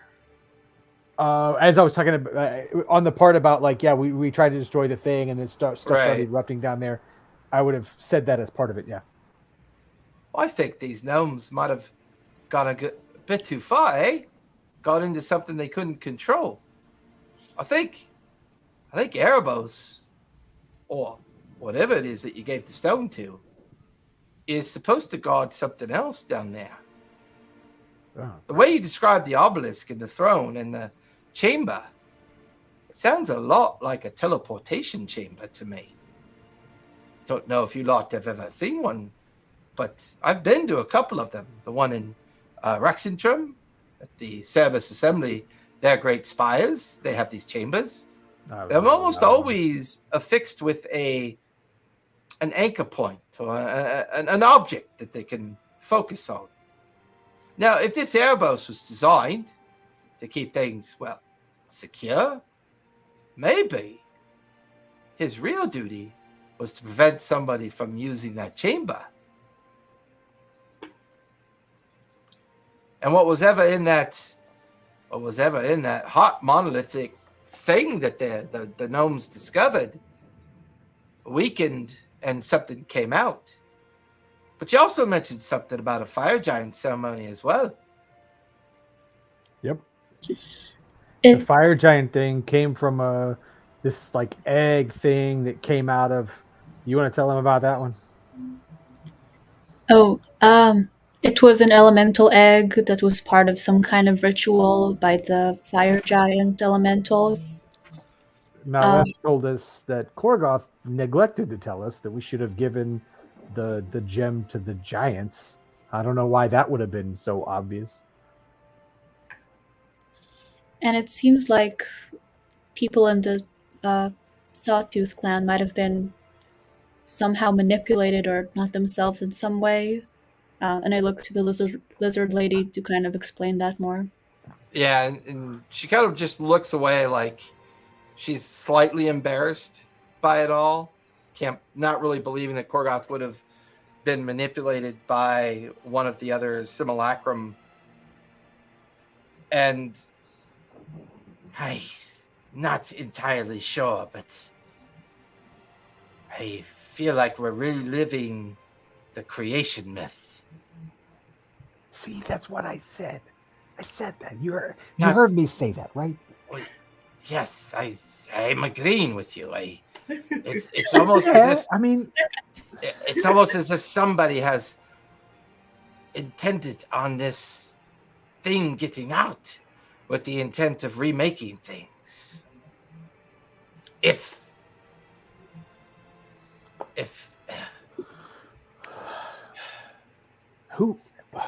he's successful at this, if Praxis is successful at this, I don't know if you can stop a god at play with a titan. If the intent of Varius's release of the Titan is to destroy the Obsidian Gate and release the Shadow God, these two things are the very core of creation myth.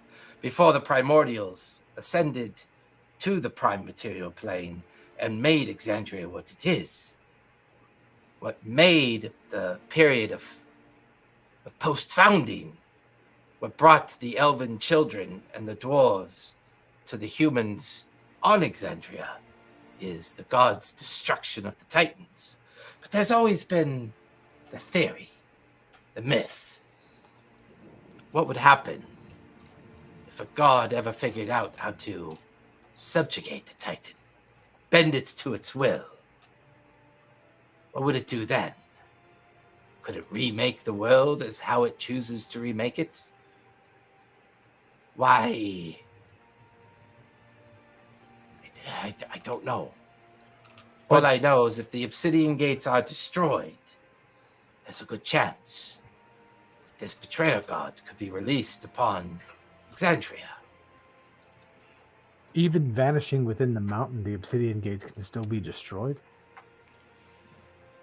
It's possible. They are hidden away by the magic of the sacrifice. But it is nothing more than a gateway of existence that is hidden by magic itself. If a Titan and a god of shadow are in the same place, same area, same focus, the other possibility that I've been pondering since we've had this conversation, what if everybody's wrong? What if the obsidian gate can't be destroyed? And in his madness, he's unleashed a fire titan on the world. What if he's inadvertently sealed all of our doom, including his own, with what he's done?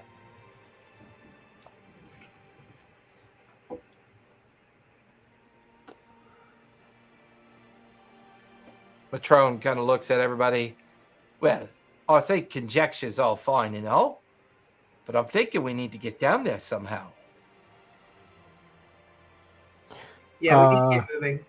I mean, you feel like going diggy spot? It's funny that I can't see that you're talking to tell you you're muted. There he goes. Now he's unmuted. Hey, I'll point out, no, Storyteller muted me, but no, I actually, it was being crunchy. yeah, I was unwrapping a bag there, but I had just walked out. My reception broke up. I couldn't hear most of what you said there, Ethan. Oh, I was asking if you're ready to go diggy again. I think so. You want to like hop on his back, Puck, and like ride him as he's doing that, or? I'll ride the usual cat for this one, but good plan B. So we know it's down there. We know it was in Titan's Reach. It's Thane's hot Reach. down there. Thane's Reach, sorry. Thane's Reach. You guys all have my trail mix, and also I'm gonna guess as a druid, Ancient's probably got pretty high animal handling skills. Just saying. Oh, you coming with us? Well, I mean, you piqued my interest. Good. I mean, if something from a very long time ago is down there from somewhere, and you say a mythical hammer might be down there, and you need to forge a key, well, I got to see this through. I'm glad you saw the truth. Well, truth as you see it, it's just perspective. I'm just offering my opportunity of perspective to see what I think is true or false. But yeah, I could help you. Actually, I could help you guys all get down there quite easily, really. Well, we'll take that. Let's do it. Well, stand directly behind me. And, as you guys are at the edge, you begin to watch him. He starts molding earth. And he begins to create a stairwell out of the edge of the canyon as it just creates this just direct route straight down into the canyon bottom for up to about 100 feet. And then he kind of starts following it down. And as all of you kind of follow behind him, Nalith is going to stay just in case there's a reason for someone that might come along. But she decides to stay up above. And Matrone leads you guys down into the first 100-foot section of the cavern through his mold earth ability. Everyone give me perception checks as you begin to look around to try to take in the viewscape. That was a good one. What'd you get, Earthen? That's a 29. Nice. Got an 18. Puck, 9. 9. Always I'm on fighting. the aware. Spot, what'd you get? I'm fighting with my computer real quick. I worries. got a 15. Winter, 7. 10. 7. I think. Oh, Seven. 7. Yeah. Gotcha. You guys see nothing. Come on. I see everything. Distracted by our shoelaces the entire Everyone who can't see anything is just shoving down Yeah. Granola. blueberry. Yeah, Which, by the way, all of you do have fire resistance currently sweet. with that effect. For you, Earth, and you begin to kind of describe everything for folks around you because the steam and smoke kind of swirling around makes it very difficult for everyone to see. Plus, every now and then, red lightning kind of like arcing and exploding through. But from this height and advantage, looking down into the collapse, the entirety of the surface that was originally here gone and just kind of fell into this area.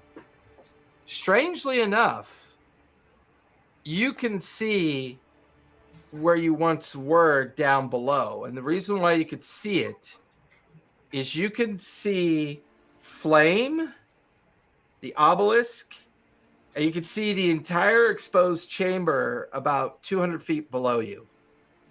And it looks intact, but the land and the surface and the canyons around it are utterly obliterated. So, Matrone, see that flaming chair? That's the flaming chair. I can see it, mate. I see it good. All right, hold on. And he starts, it's going to feel a little bit weird. He starts making columns of stone and creating connections of stone that gradually turn into like a stone series of stairs and ramps that over the next like 10 or 15 minutes, he slowly molds the earth and creates a landscape that allows all of you to get back towards that initial chamber. And it's strange because it looks almost intact. The ruin with the obelisk in it, you can see the chair and the little the other two obelisks that have the prophecy on it. You can see the chair, which is now completely engulfed in flame. The only thing that looks a little bit different is the crater in front of the chair is emanating a very bright orange and red light just permeating out of it. And you just hear Matrone like, God, this is old. And he just kind of steps in the direction of the center of the chamber. Mm-hmm.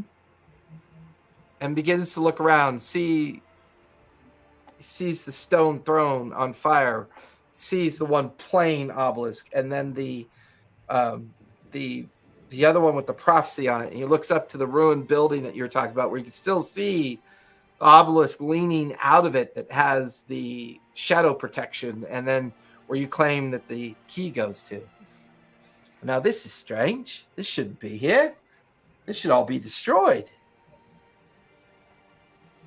Destroyed because the volcano erupted, or destroyed for some other reason? No, I would imagine if a volcano erupts, it would wipe everything out. This is in the middle of the destruction. Something's been meant to keep this alive, keep this intact. I'm gonna go investigate the glow. Okay. Assuming it's not a fiery volcanic looking glow, right? It's red, yellow, and orange, but it's coming out more like a bright light than it is a flame. It's just this that's really what I was intense light. Yeah.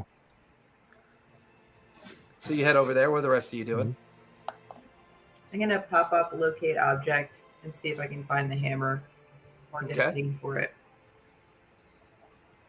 Puck, Winter, or Spot, anything you three want to do while Earthen and Xanath are doing their thing? How far away from the throne am I? Like, and you said it's on fire currently, right? Yeah, it's currently flaming. All right. I'm gonna take a bite of my trail mix, or no, actually, I'm gonna use my ring for resistance to fire damage. Okay. I basically just want to touch it and just kind of try to meditate around the pain, just kind of try to reach out to the cat lord or time more and just like pleading, just tell me something. Like, Don't sit on the burning chair. I'm not sitting on it. I'm reaching a hand out. It's gonna smell so bad. You're covered in fur. You know what burning hair smells like? Actually, he does. Yeah. Puck and Winter, what are you two doing? So I've used one charge on that. So. I actually want to see Spot like do this thing. I find that very intriguing. So you walk over with Spot over to the throne. Matrone is just like lingering on the edge. Earthen, you're heading over to the crater. Xanath, you're going to try to locate object. Puck, what are you doing? I guess try to investigate a little bit, see if I can find the path that I used before to where the heart was before. So see if the path is still there. Okay. And generally see if I can remember any time that I felt this kind of disconnect from nature before. We'll start with you, Puck. Give me a survival check. Survival. Not that kind of ranger. It's 11. I am not that kind of ranger. Okay. Xanath, what are you locating? The hammer? Yeah, and I can't locate the specific object because I haven't seen it up close, so I'm trying to locate a large hammer. Okay. So you bring the spell into existence. Earthen, give me an investigation check. Yep. Man, if we were fighting tonight, I would be a freaking rock star. You said investigation? Oh, yeah, that's a correct. 29. 29? Okay. You're having a really good night for rolls. I got like great bonuses, but I'm rolling high with the bonuses. So. Yeah. Winter and Spot, as the two of you approach the chair, there's something you immediately notice. There's no heat emanating from it. Although it's wreathed in flame, as you approach it,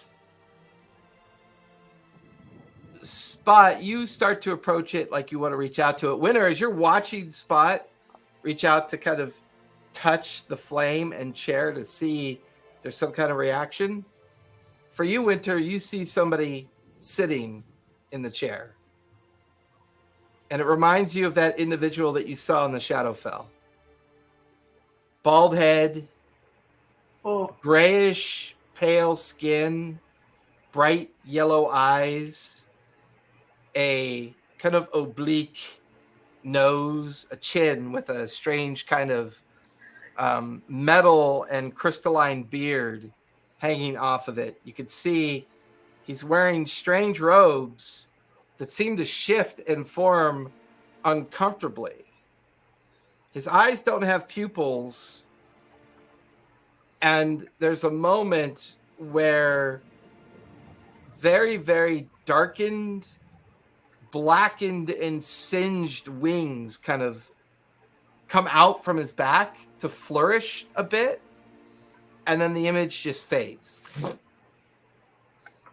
You watch as Spot puts his hand into the flame. Spot, it's ice cold to the touch. All right.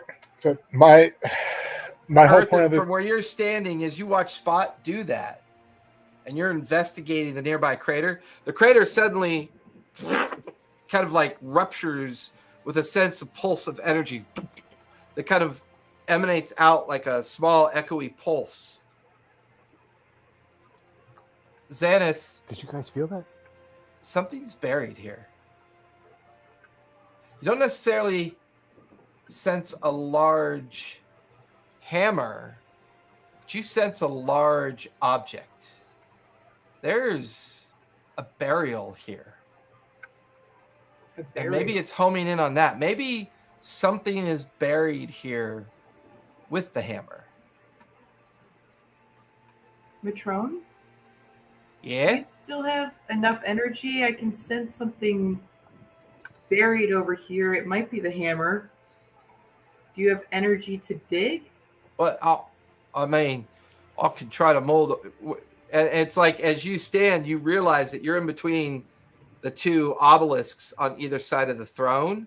Earth, and as you stare at the crater and it's now pulsing, you watch his spot kind of inadvertently pulls his hand away from the ice cold flame. And as he does that, the crater kind of settles back down to like a normal light of pulse. Do I notice that, or am I just kind of focused on? Yeah, you focus on being cold, but you instinctively pull back because it's so cold it almost burns.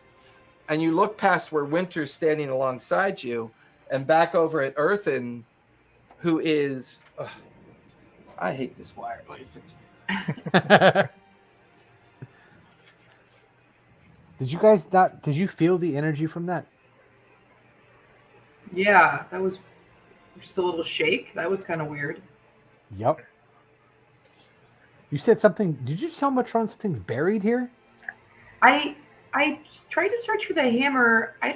I'm feeling something buried under the ground between the two obelisks. Maybe the hammer is there, but maybe something else is there too. And you watch as isn't there supposed to be a dead god buried here, or the betrayer god? You watch as Matrone comes over and he starts molding the earth in between the two obelisks.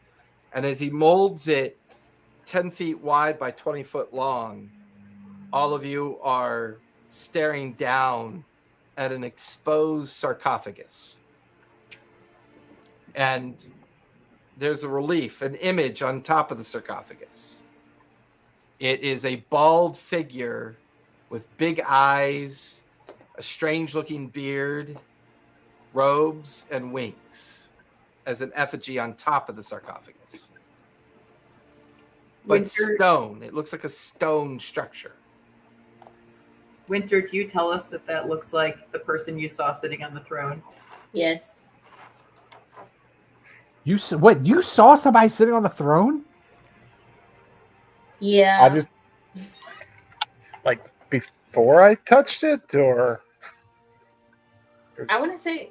Yeah, it was definitely before Spot touched it, right? Because when he touched it, because as soon as he touched it, the image faded. It faded away. Yeah. Is this the shadow creature? This is the thing that we're trying not to release? Definitely doesn't feel like that. You definitely all feel like Erebos was the one that the stone was given to. This feels different. Can I investigate the sarcophagus and see if I can glean anything off of like the relief that's on the top?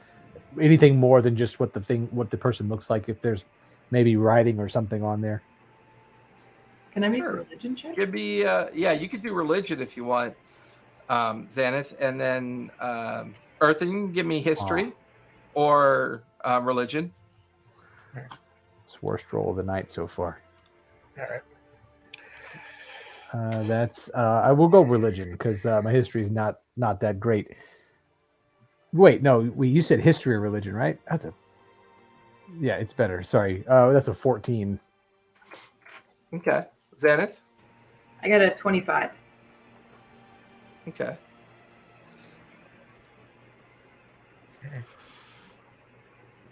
So between the two of you, the first thing that you notice about the language, Earthen, there is a name on the sarcophagus. And the name is Seraphel Hammerfell.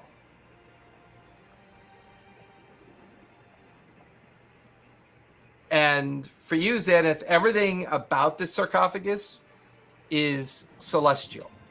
It's all written in celestial till you get to the other side of the sarcophagus. The other side of the sarcophagus the entire writing is about a curse regarding a fallen Azimir.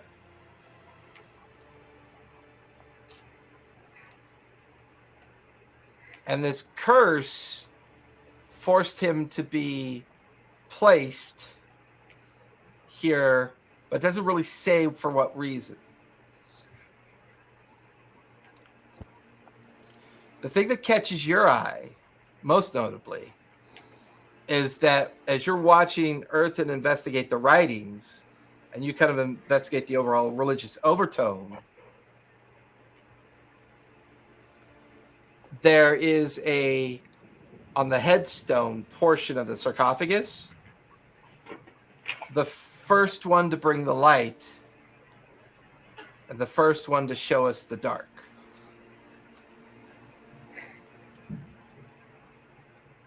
I'll relay that to the team. The first one to bring the light and the first one to show us the dark. The first betrayer god.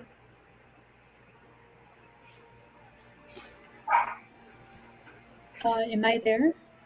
Yeah. You're walking back from where you couldn't find any evidence of the old tunnel. The edge of the surviving plateau that you're on there's no sign of that entire landscape that was there before. It's all collapsed in on itself. But what you did see was clearly something large, gargantuan would be the comparable size, had strewn through that part of the landscape until it came up and out of the canyon, because you can see these intense scorched and burn and like destroyed trails of something very large leaving that area. You get the feeling that might have been the origin of the fire type.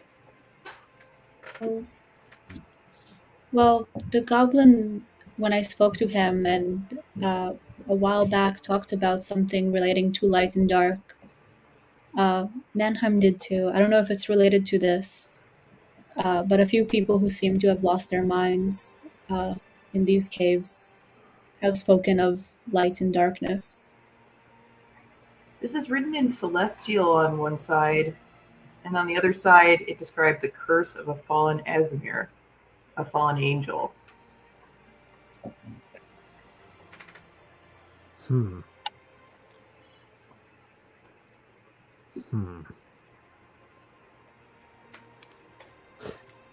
watch as Matrone kind of stands all of you back and reshapes, remold the earth, and this forces 10 feet of the earth up, and now the sarcophagus is even with the surface, so it's easier to kind of like examine it. Matrone kind of comes over. I'm not sure, but I think this could be opened. No. Well, I just kind of head over there. It's like, oh, wouldn't this be the most likely place to find that hammer? There is Wasn't it? The sarcophagus. This is a fallen angel. This is not like a good guy. I don't think. Right, but to Spot's point, I mean, what if the hammer's inside here? What if Erebus's purpose was not to guard what the fire titan? Nothing could guard against that once it's let loose. The question is, once it's out, how do you put it back? And you notice the Patron walks over to the crater over by Earthen. This feels like a teleportation device, a projection of sorts. The power that this Titan is being projected from here. So we need to close the hole. I think so. And the way we close the hole that needs to be sealed. Crap, we have to open it more to shut it. This sucks. This feels like we're being manipulated. It feels like we're being tricked. I do not want to open this thing. Oh, come on. You guys are all about the gods and you're talking about being manipulated. What do those things do anyway? Come on. If we're going to walk into being manipulated by celestial beings, we got to go all the way with it, right? I get this feeling that Earthen's going to become a flat earther. Okay, not to break immersion too much. Worth 10. Not to break immersion too much, but when you were talking about like showing Matron this, like, you know, it's like introducing him to the fact that, you know, the world is spherical. I was like, oh man, you lost at least one sub. It's 2023, man. Someone's watching this that's not happy.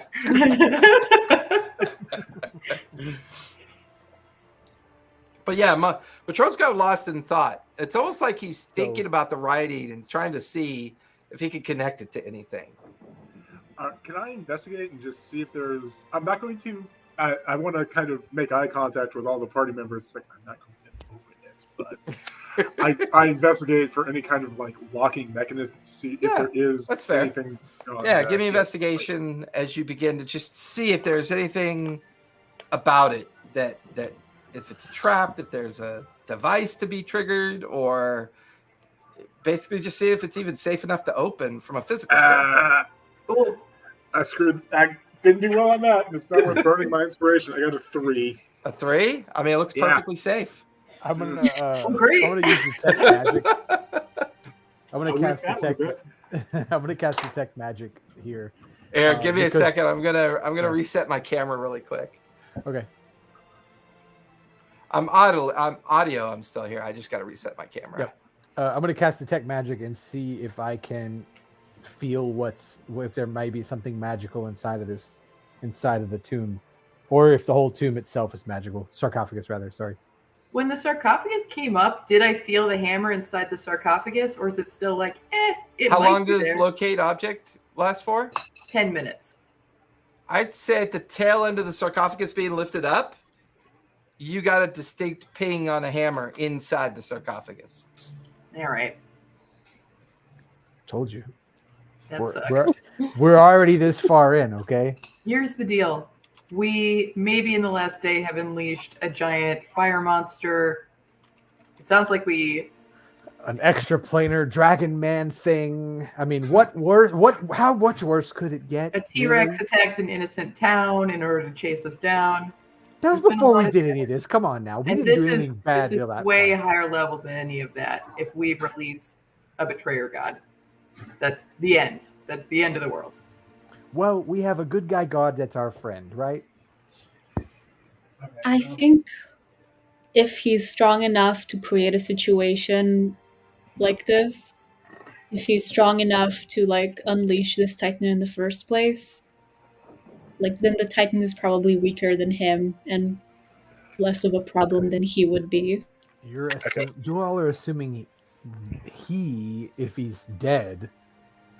Winter saw him on the throne. Winter saw him sitting on the throne. It was creepy. It's creepy as fuck. So the picture on the sarcophagus also, he has a metal-looking beard, not just a regular. Okay, all right. It's like a metal and crystalline beard structure. No other hair. Completely bald. Described him as having bright yellow eyes. And wings. Well, the effigy of the wings on the sarcophagus are a stone relief of intact wings. Winter describes an image of wings that are charred and burnt and like dark in nature. Does he have skin? She would have described him as kind of like a gray pallor, like a gray silver kind of skin color. Okay. Is Hammerfell a dwarven name? Good point. You get the feeling that Serafell, Hammerfell might be two names. Hammerfell sounds like a surname to a dwarven lineage.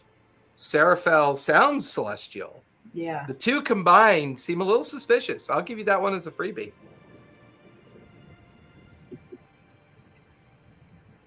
Can I do a nature check on the sarcophagus? Yeah, go for it.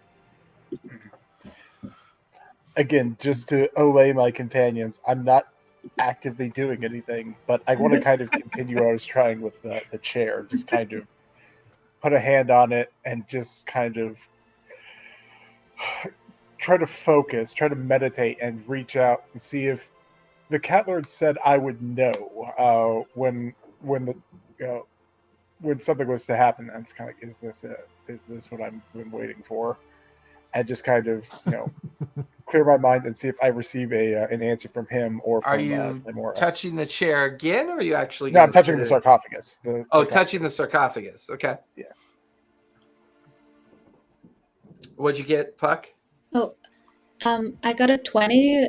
Can I just check if it seems as unnatural as the changes that have been? It's interesting. As you watch Spot just kind of gently lay his hand on the edge of the sarcophagus, it's the light and shadow on the sarcophagus seems strange. This sarcophagus, while made of stone, you begin to realize none of the stone here matches the stone in the sarcophagus. This was made somewhere else and brought here.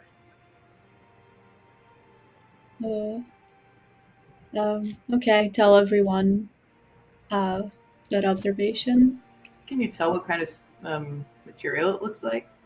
With that same roll, she's never seen it before. I don't know. I really don't like it. Yeah, the vibes are terrible. Absolutely terrible around the sarcophagus.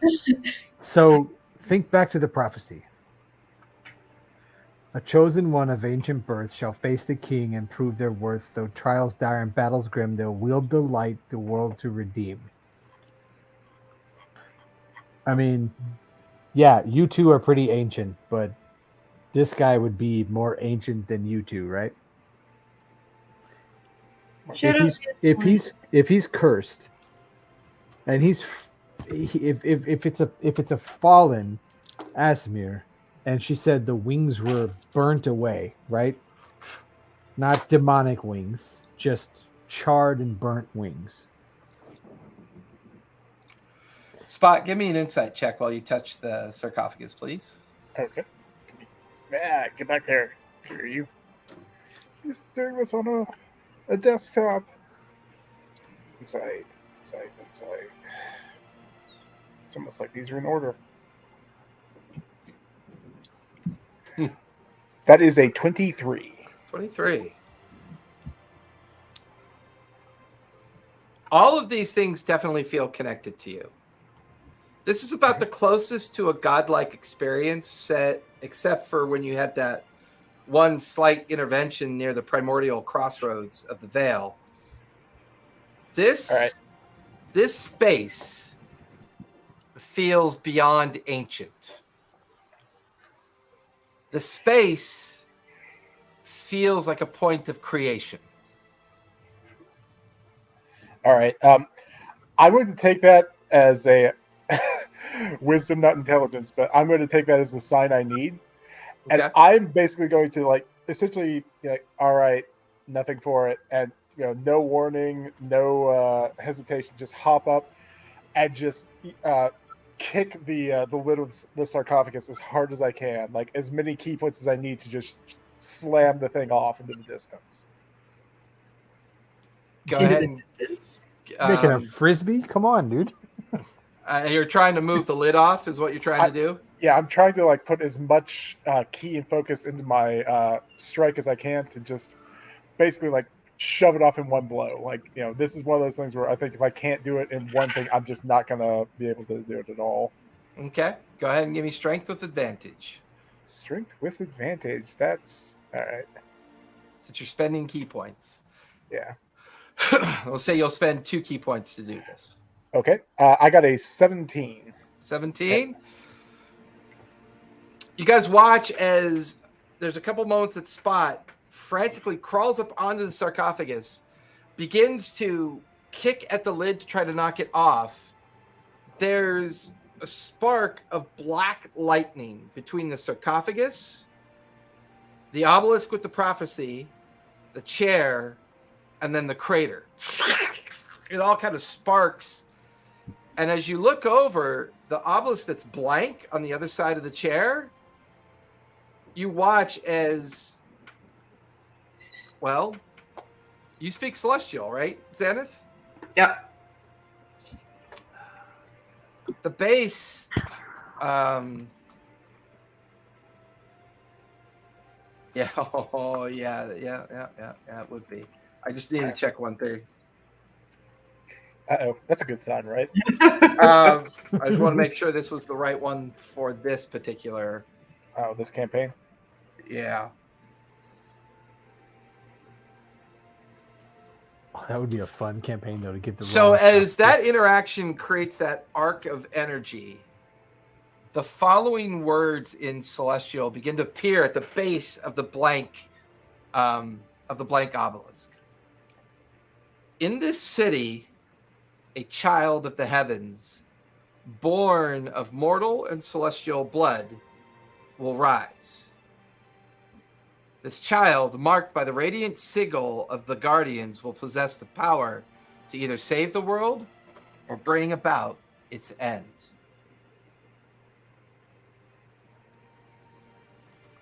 And I put that first reading that's beginning to form in Celestial on the base of the obelisk. And does it look like from the placement there's, more to come? Yeah, because it's on the bottom, and this is beginning to make sense. The rest of this obelisk is blank, and it feels like it's designed to reveal information. It feels like whatever Spot started doing by interacting with sarcophagus, it's revealing more information by doing that. By the way, the lid of the sarcophagus didn't even budge, Spot. All right. First of all, Spot, you promised you weren't going to try and open it. Second of all, Okay. Xanth, you trusted him. Puck goes, third of all, F all you, I'm out of here. I got a vision of what I can. I've never felt more right about an action before that. This is what I knew. I know this is the right thing to do. I'm not a strong creature, at least not physically. I couldn't do it, but we have to do this. And you guys saw that. Well, if you're talking strength, I mean, I'm not helping you. I would only hinder you at this point. I mean, I'll encourage you. I'll sit in the chair and play a song. I walk over and sit on the flaming chair with my viol out. All right. You're touching the chair? I'm sitting in the chair. All of you have a death wish. This is like a... We all made the decision to go back into a thing that a giant fire monster walked out of, okay? We already signed that death warrant a long time ago. Okay, Puck is just gonna be frustrated and kick some rocks. Earthen goes over and sits in the chair. It is ice cold to the touch. You didn't say it was cold. You didn't ask. I just assumed you burned yourself. Earthen, give me a Constitution save, please. Okay. I'll take that. Wasn't terrible. That's a 15. 15? Yeah. All of you watch as Earthen's form change. And now sitting in the chair is the effigy on top of the sarcophagus. And you watch as they stand up. Oh, no. And in their combined hands, both hands held together, is a hammer. You watch as the transformed version of Earthen, when it steps away from the throne, they come over and they step and stop in front of all of you. And in a strange kind of disembodied voice, you hear him almost like his mouth doesn't even really move. When the world was young, we traveled and we looked for places to rest our thoughts. Our way of discovery wasn't always something that could be understood. I am the first of my kind. I am Hammerfell. I am Seraphel.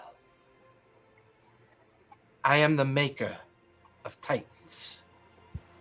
And then you just watch as the form that Earthen takes sheds. And now it's just Earthen standing there going, why am I back over here? All right, I want to just kind of... Is the That hammer has done nothing but convince Yeah, it was me just that... an image or a possession-like situation that just took place. Nothing in my hands though. Nope. Dang. All right, that has done absolutely nothing but convince me that what I was doing is The absolutely throne is the no right longer case. wreathed in flame. You look over to see another celestial pattern of writing. The first of great artisans, I wield my will. Flame, wind, earth, water. I am the maker of Titans. I am the master of Titans. They will do my bidding. And then it burns into the obelisk. The flame around the throne goes away. The crater transfixes into a deep red like color. And now you can hear a tremor. And like, not here, feel slight tremor in the ground. The cavern walls outside of the protected area that you're on, little runlets of debris coming down from the tremor. And it's at that moment you see peeking over about 400 or 500 feet up through the ash and steam, the face of the Titan Lord. Its huge form arcing up and over, looking down at the six of you. Matrone just looks up like, oh, guys, okay, Earthen, I believe you, but this is where you turn it off, right? This is when you turn it off, because clearly whatever you're doing here, and Matrone's just like, oh, shit. He just like puts out a spell around 120 foot of diameter of space as this wall of force just appears all around. And he's like, oh, I could keep it up for about 15 minutes, but if you're going to do something, do it now. And he's just looking up, and this creature is like slowly and painfully moving down towards you. You watch as this huge flaming hand the size of like a 20-story building just crashes into the force field that Matrone is like holding up. I'm just frantically trying to get the lid up that sarcophagus now. Give Like, me I don't another care. strength. If you want to spend key, give me another strength with advantage. That was cool as hell. I'm gonna play a tune for him. I'm depending on this, I'm planning on using the D6 I have. But yeah, let's see what I get. Well, technically, you could stack that with Bart. Well, no, you have to use it separately. They don't. Inspiration never truly stacks. I was gonna I always say, forget if you about won't that. let him do it, it's I'll a give him- D10 I'll if you give use him mine. guidance. so. All right, I got an unnatural 20 on that. Okay. Any movement at all? There's a spark, and more of that black lightning arcs out, slamming in to the obelisk, the chair, and the crater. You're now So watching as a smaller version of a fire elemental is beginning to form in the crater. And then the last of the top of the obelisk begins to form. And it's in celestial as it begins to form. The heart. The heart. It beats because I give it the power. I'm the first of all creators. I give the titans to the worlds. And then you watch as the obelisk kind of crackles with more energy and light. You watch as the prophecy obelisk crackles with more energy and light. It's at that moment in time you watch as Spot kicks off the lid. It fractures slightly, like a part of it cracks. The lid tumbles onto the ground. Another strike of the arm coming back. This huge flaming arm slams into the force walls that Matrone is concentrating on and holding up as the creature strikes it. Do I see anything inside the sarcophagus? Give me a perception check as you stare into it. That's not that great. That's only a 12. 12. There is a perfectly preserved Azimir in the sarcophagus, almost as if they were laid to rest a day ago. Gripped in both his hands is a hammer. All right. I'm going to try to... How to phrase this? Gently remove the hammer. Like, I'm not trying to injure the corpse at all, but I'm also hurrying, so kind of try to snatch it, but not like break its arms or something. I'm gonna dump the anvil out onto the edge of the where we are right now as well. Okay. Like just dump it out of the bag, trying to line it up.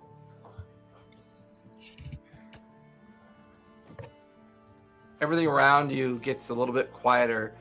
There's a moment where the area outside of the force field that Matrona's thrown up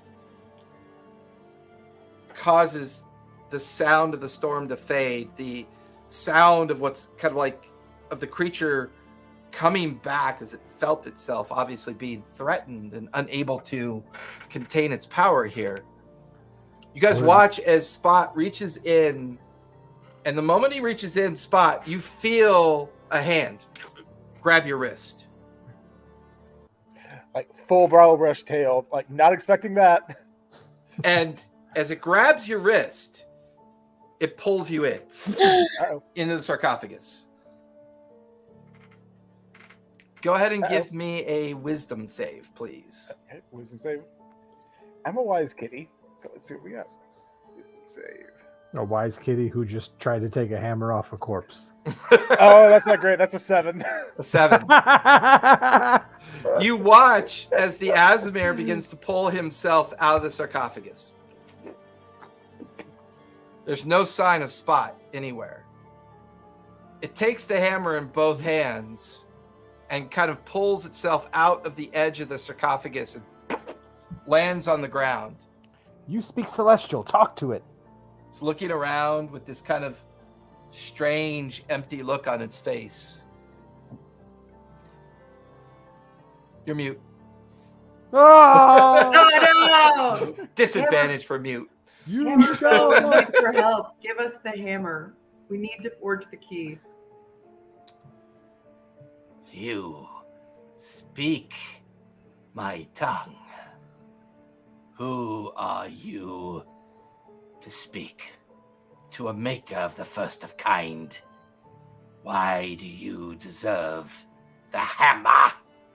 And he just sits there staring at you, almost like he could just look right through you. I'm just an instrument, but I'm trying to save the world. The Titan has been unleashed. We need to reseal it. We need your help. Creature stares at you, looks around.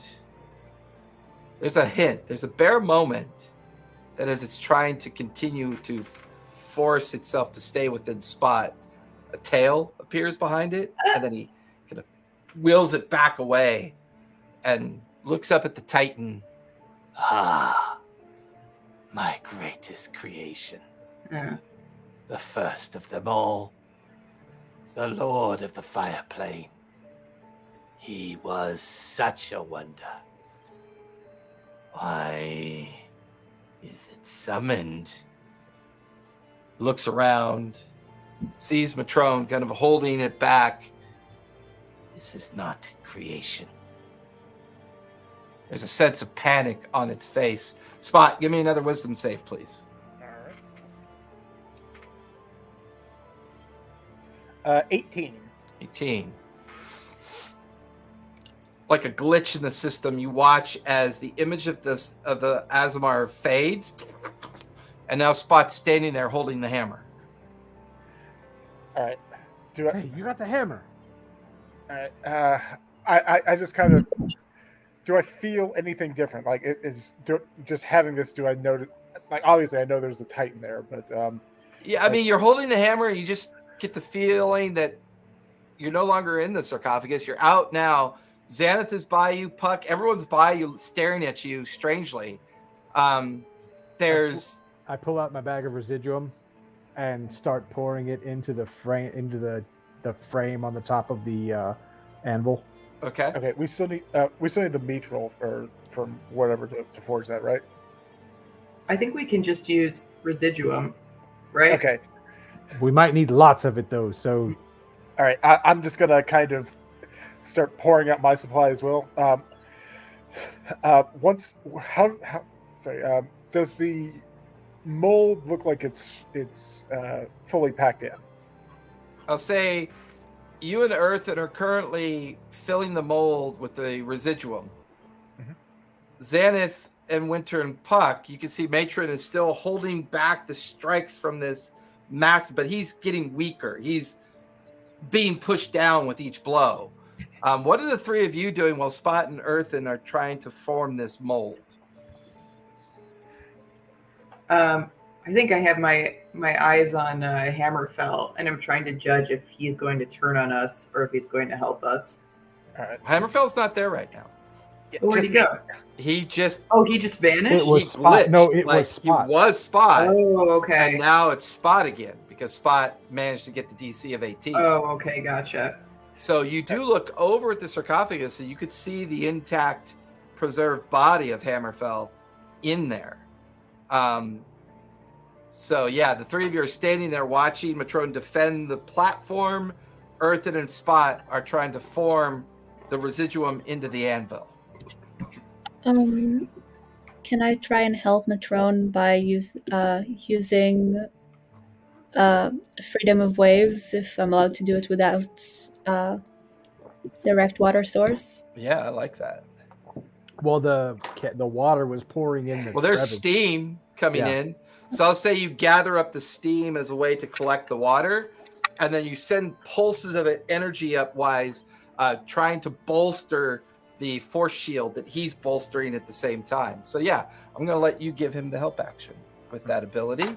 So that'll be you kind of like forcing it back as well. Winter and Xanath, anything you two want to do while Earthen and Spot are going to probably try to make the key? We're not blacksmiths. What do we think is the skill you need to make a key? Probably. I have a jeweler's kit. I'm actually. It's a key. I kind of think that might help with this very particular case. I mean, the anvil is of decent size. The mold is maybe 6 inches across by 2 inches wide. It takes some residuum. It fills the mold. It feels like really all you have to do is strike it. Maybe All right. strength. Which I'll give enhance ability to both you guys for strength. Okay. All right. So Earthen, you have advantage with strength-based checks. Spot, you have. Strength is awful. I have a better Right. idea. Can I use that as a dex thing on that? So, Sure. Yeah, I can give you dex instead. Yeah. Okay. Well, I mean, Dex would work, yeah, because my strength is negative. I just don't know what check I don't know what check it's going to be It for that. feels like hammer. he's got to manipulate the residuum while Spot is going to use his nimble ability to manage the delicate strikes. So Earthen, for you, it kind of feels like wisdom, knowing the right timing to add more residuum and allow Spot the opportunity to keep trying to form this key. All right. Okay. Let me know when we're to roll. So. Okay. Winter, anything you want to do at this point? Uh-oh, did I lose Winter? Uh, I know sometimes there's a delay if her system drops. she said she had to turn her camera off in the chat here, but She Yeah. might be muted though. Nope. Sorry, no, I'm here. There you are. Hey. There you are. I'm waiting for my roommate's parents to go in the other room before I spoke. No worries. So Earthen and Spot are trying to shape the key. Xanath is bolstering both Earthen and Spot. Puck is helping Matrone maintain the force barrier that the Fire Titan is trying to get through. What would you like to do to try to help out this situation? 1 sec, my tablet. Oh, she's gone. oh no! The IT bugs. So with that, Earthen, go ahead and give me a wisdom save. Spot, go ahead and give me a strength or a dex check for starters. Okay. With advantage. All right. With advantage, because you guys have Xanath's. It's actually only for checks, so not for the save. Okay. But for the Yeah, check. not for the save. So I'm gonna burn a lucky point because that was Okay. hilarious. all right, very first one is a 21. That's without my advantage there. Let me know if that does it. Just do another one. Hang on. You have advantage. I'm burning up 2 lucky points now. This is not looking good. Ooh, oh, okay. Now, Okay, that's better. Whew. Oh, I was so close. It was almost a nat 20, and they rolled back. Oh, It's a, man. So no, it's a 21. 21? Okay. I rolled a 3, then I rolled Okay. a 2, then I rolled a 16. So I think Okay. I'm gonna go with Alright. 16 after all that lucky. There you go. Woo! So with that, Ugh. it is a combination of watching Spot bring down the hammer and strike it, and then the manipulation of the residuum. Puck and Matrone are keeping the barrier bolstered as another strike from the Fire Titan hammers down into the barrier. Puck, give me a Constitution save as you're trying to bolster Matrone's ability to keep this force barrier up. 13. 13. Matrone failed as well. You both take 14 points of psychic damage from the effect, and you feel the barrier slightly give and weaken a little bit under the physical blow. Winter, do we got you back? You're on mute? Maybe? Or not? Your tablet doesn't like you tonight? I'm sorry. She says she can't hear right now, so Oh, gotcha. yeah. Oh, she's saying that in the chat? Oh, yeah. there it Yes. is. We see you. Oh, not anymore. No worries. She's glitching in and out of the Feywild. I'm going to have her over by Puck, and I'll say she's going to bolster Puck and Matrone. Go to your... Oh, she can't hear anything. Try your StreamYard settings. Oh, she's probably... All right. So with that... Can you hear us now? Check 1, 2. Test. Of course, if she's talking, we can't hear her either. So, Earthen and Spot are trying to make the key. Puck and Matrone are trying to bolster the barrier. And I'll just assume, for sake, Winter's over there as well, as she's trying to bolster and help the other two as well. Xanath, you've already kind of done your thing, but is there anything else you want to do? Because you get the sense this is something, they're creating something that's probably going to weaken the Fire Titan and maybe give you an opportunity to capture it.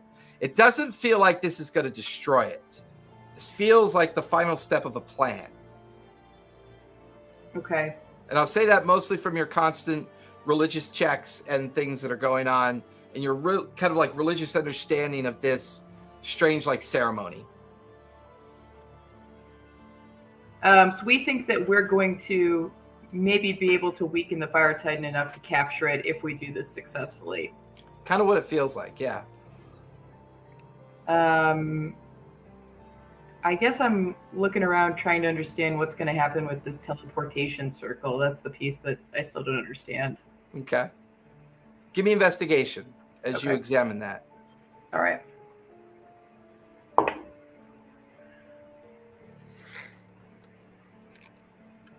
I can't do that. Let's see. That is a 9. 9. The crater is a swirling mass of fire and energy. And there's a gradual kind of like illumination of a fire elemental gradually showing up in place. And as it's rising to the surface, you get the feeling that all of this is connected, and it's a matter of timing. If that key is designed for something. And then you kind of look over your shoulder over at the obelisk that's over in the ruin. Mm-hmm. And that's when you figure it out. The key goes there, yes. But once it goes there, you get the feeling that it brings the Fire Titan back into this crater. And then it's ready to be banished or sealed from you get the feeling that you're looking at a portal directly into the elemental fire plane is what you're looking at. Mm. This thing that you guys are dealing with is the first of the Titans. The person buried here is the creator of the first of the Titans. The hammer, the residuum, the key, point of creation, the primordial crossroads. This is an opportunity to seal this thing away, but it feels dangerous. It feels difficult. Mm-hmm. It feels like you guys are on the edge of maybe having to make a decision when all this comes together. Your religious background is telling you that nothing is ever done without a sacrifice. Right. Earthen and Spot, give me... So Earthen, give me... let's see, you were boosted Wisdom. how? Wisdom. So go ahead and give me a wisdom check with advantage. Spot, go ahead and give me a strength check with advantage. Dex check with advantage. That's what we're doing. Yeah, he was doing Dex. Yeah, Dex for Spot, wisdom for Earthen. It's a dirty 20. I'm back to good rolls again. All right, it's good. Better than a 3 and a 2. I was going to get my fingers smashed by a giant magical hammer. I'd rather not. Spot, what'd you get? Just a 13, not great. 13? You have inspiration, don't you? No, because I used it for God, one of the other things there. Unless you gave me inspiration with your You can vial. go ahead and Yeah, give him I a gave you bardic. inspiration. Yeah. Okay, so what was the... I already ticked it off. I thut you already used it. I did not. I is used it a the D10 or a D6. D12? D10, yeah, D10. D10. D10. Where are you? Okay, a sec. That's the only thing selected. Ooh, okay. So that makes it a 22. 22. Much Next better. best roll you could have on a D10, right? On that second series of strikes, there's an explosion of energy out from the anvil. And now lying on the flat of the anvil is a small gold and glass key that is like pulsing with a bit of energy and light within the metal structure and glass structure of the key. All right. Hey, Earthen, how fast can you fly? Like just out of... Run speed, but I can Okay, well, fly what is your run speed? 30 feet, I think. Okay.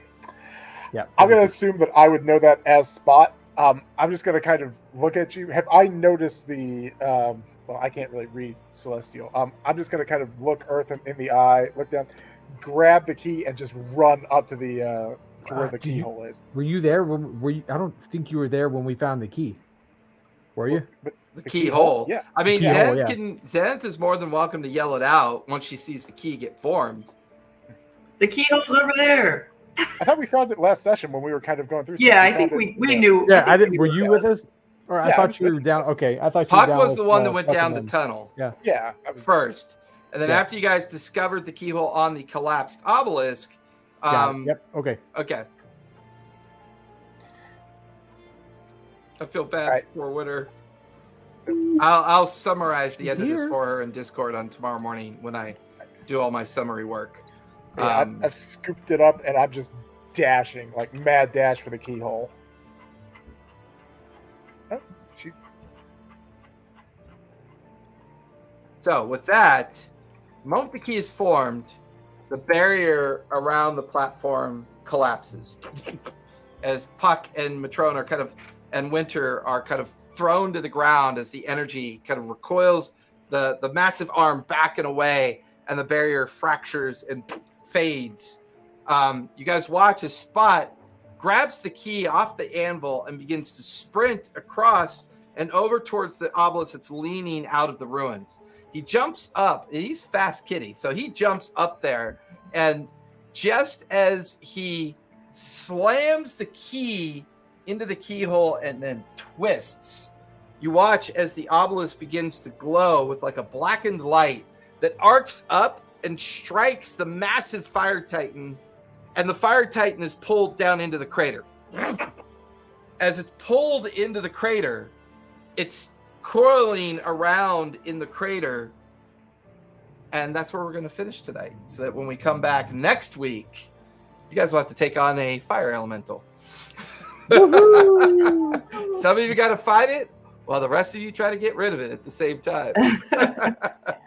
And I hope I'll summarize that last bit of section for Winter, and I'll post that in Discord so she gets it. Is everybody good for next week? Yeah, should be fine. Can you hear me? Yay! We can hear you.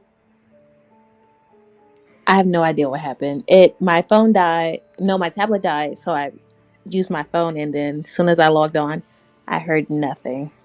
That's right. I'll put the summary in Discord. Are you good for next Sunday, Winter? I'm good for next Sunday. Perfect. All right, everyone. Thanks for coming out. You guys go ahead and linger for a moment. Everyone else, thanks for coming out. Be safe, be kind, and don't forget to play a game. And we'll see you next Sunday. Good night, everybody.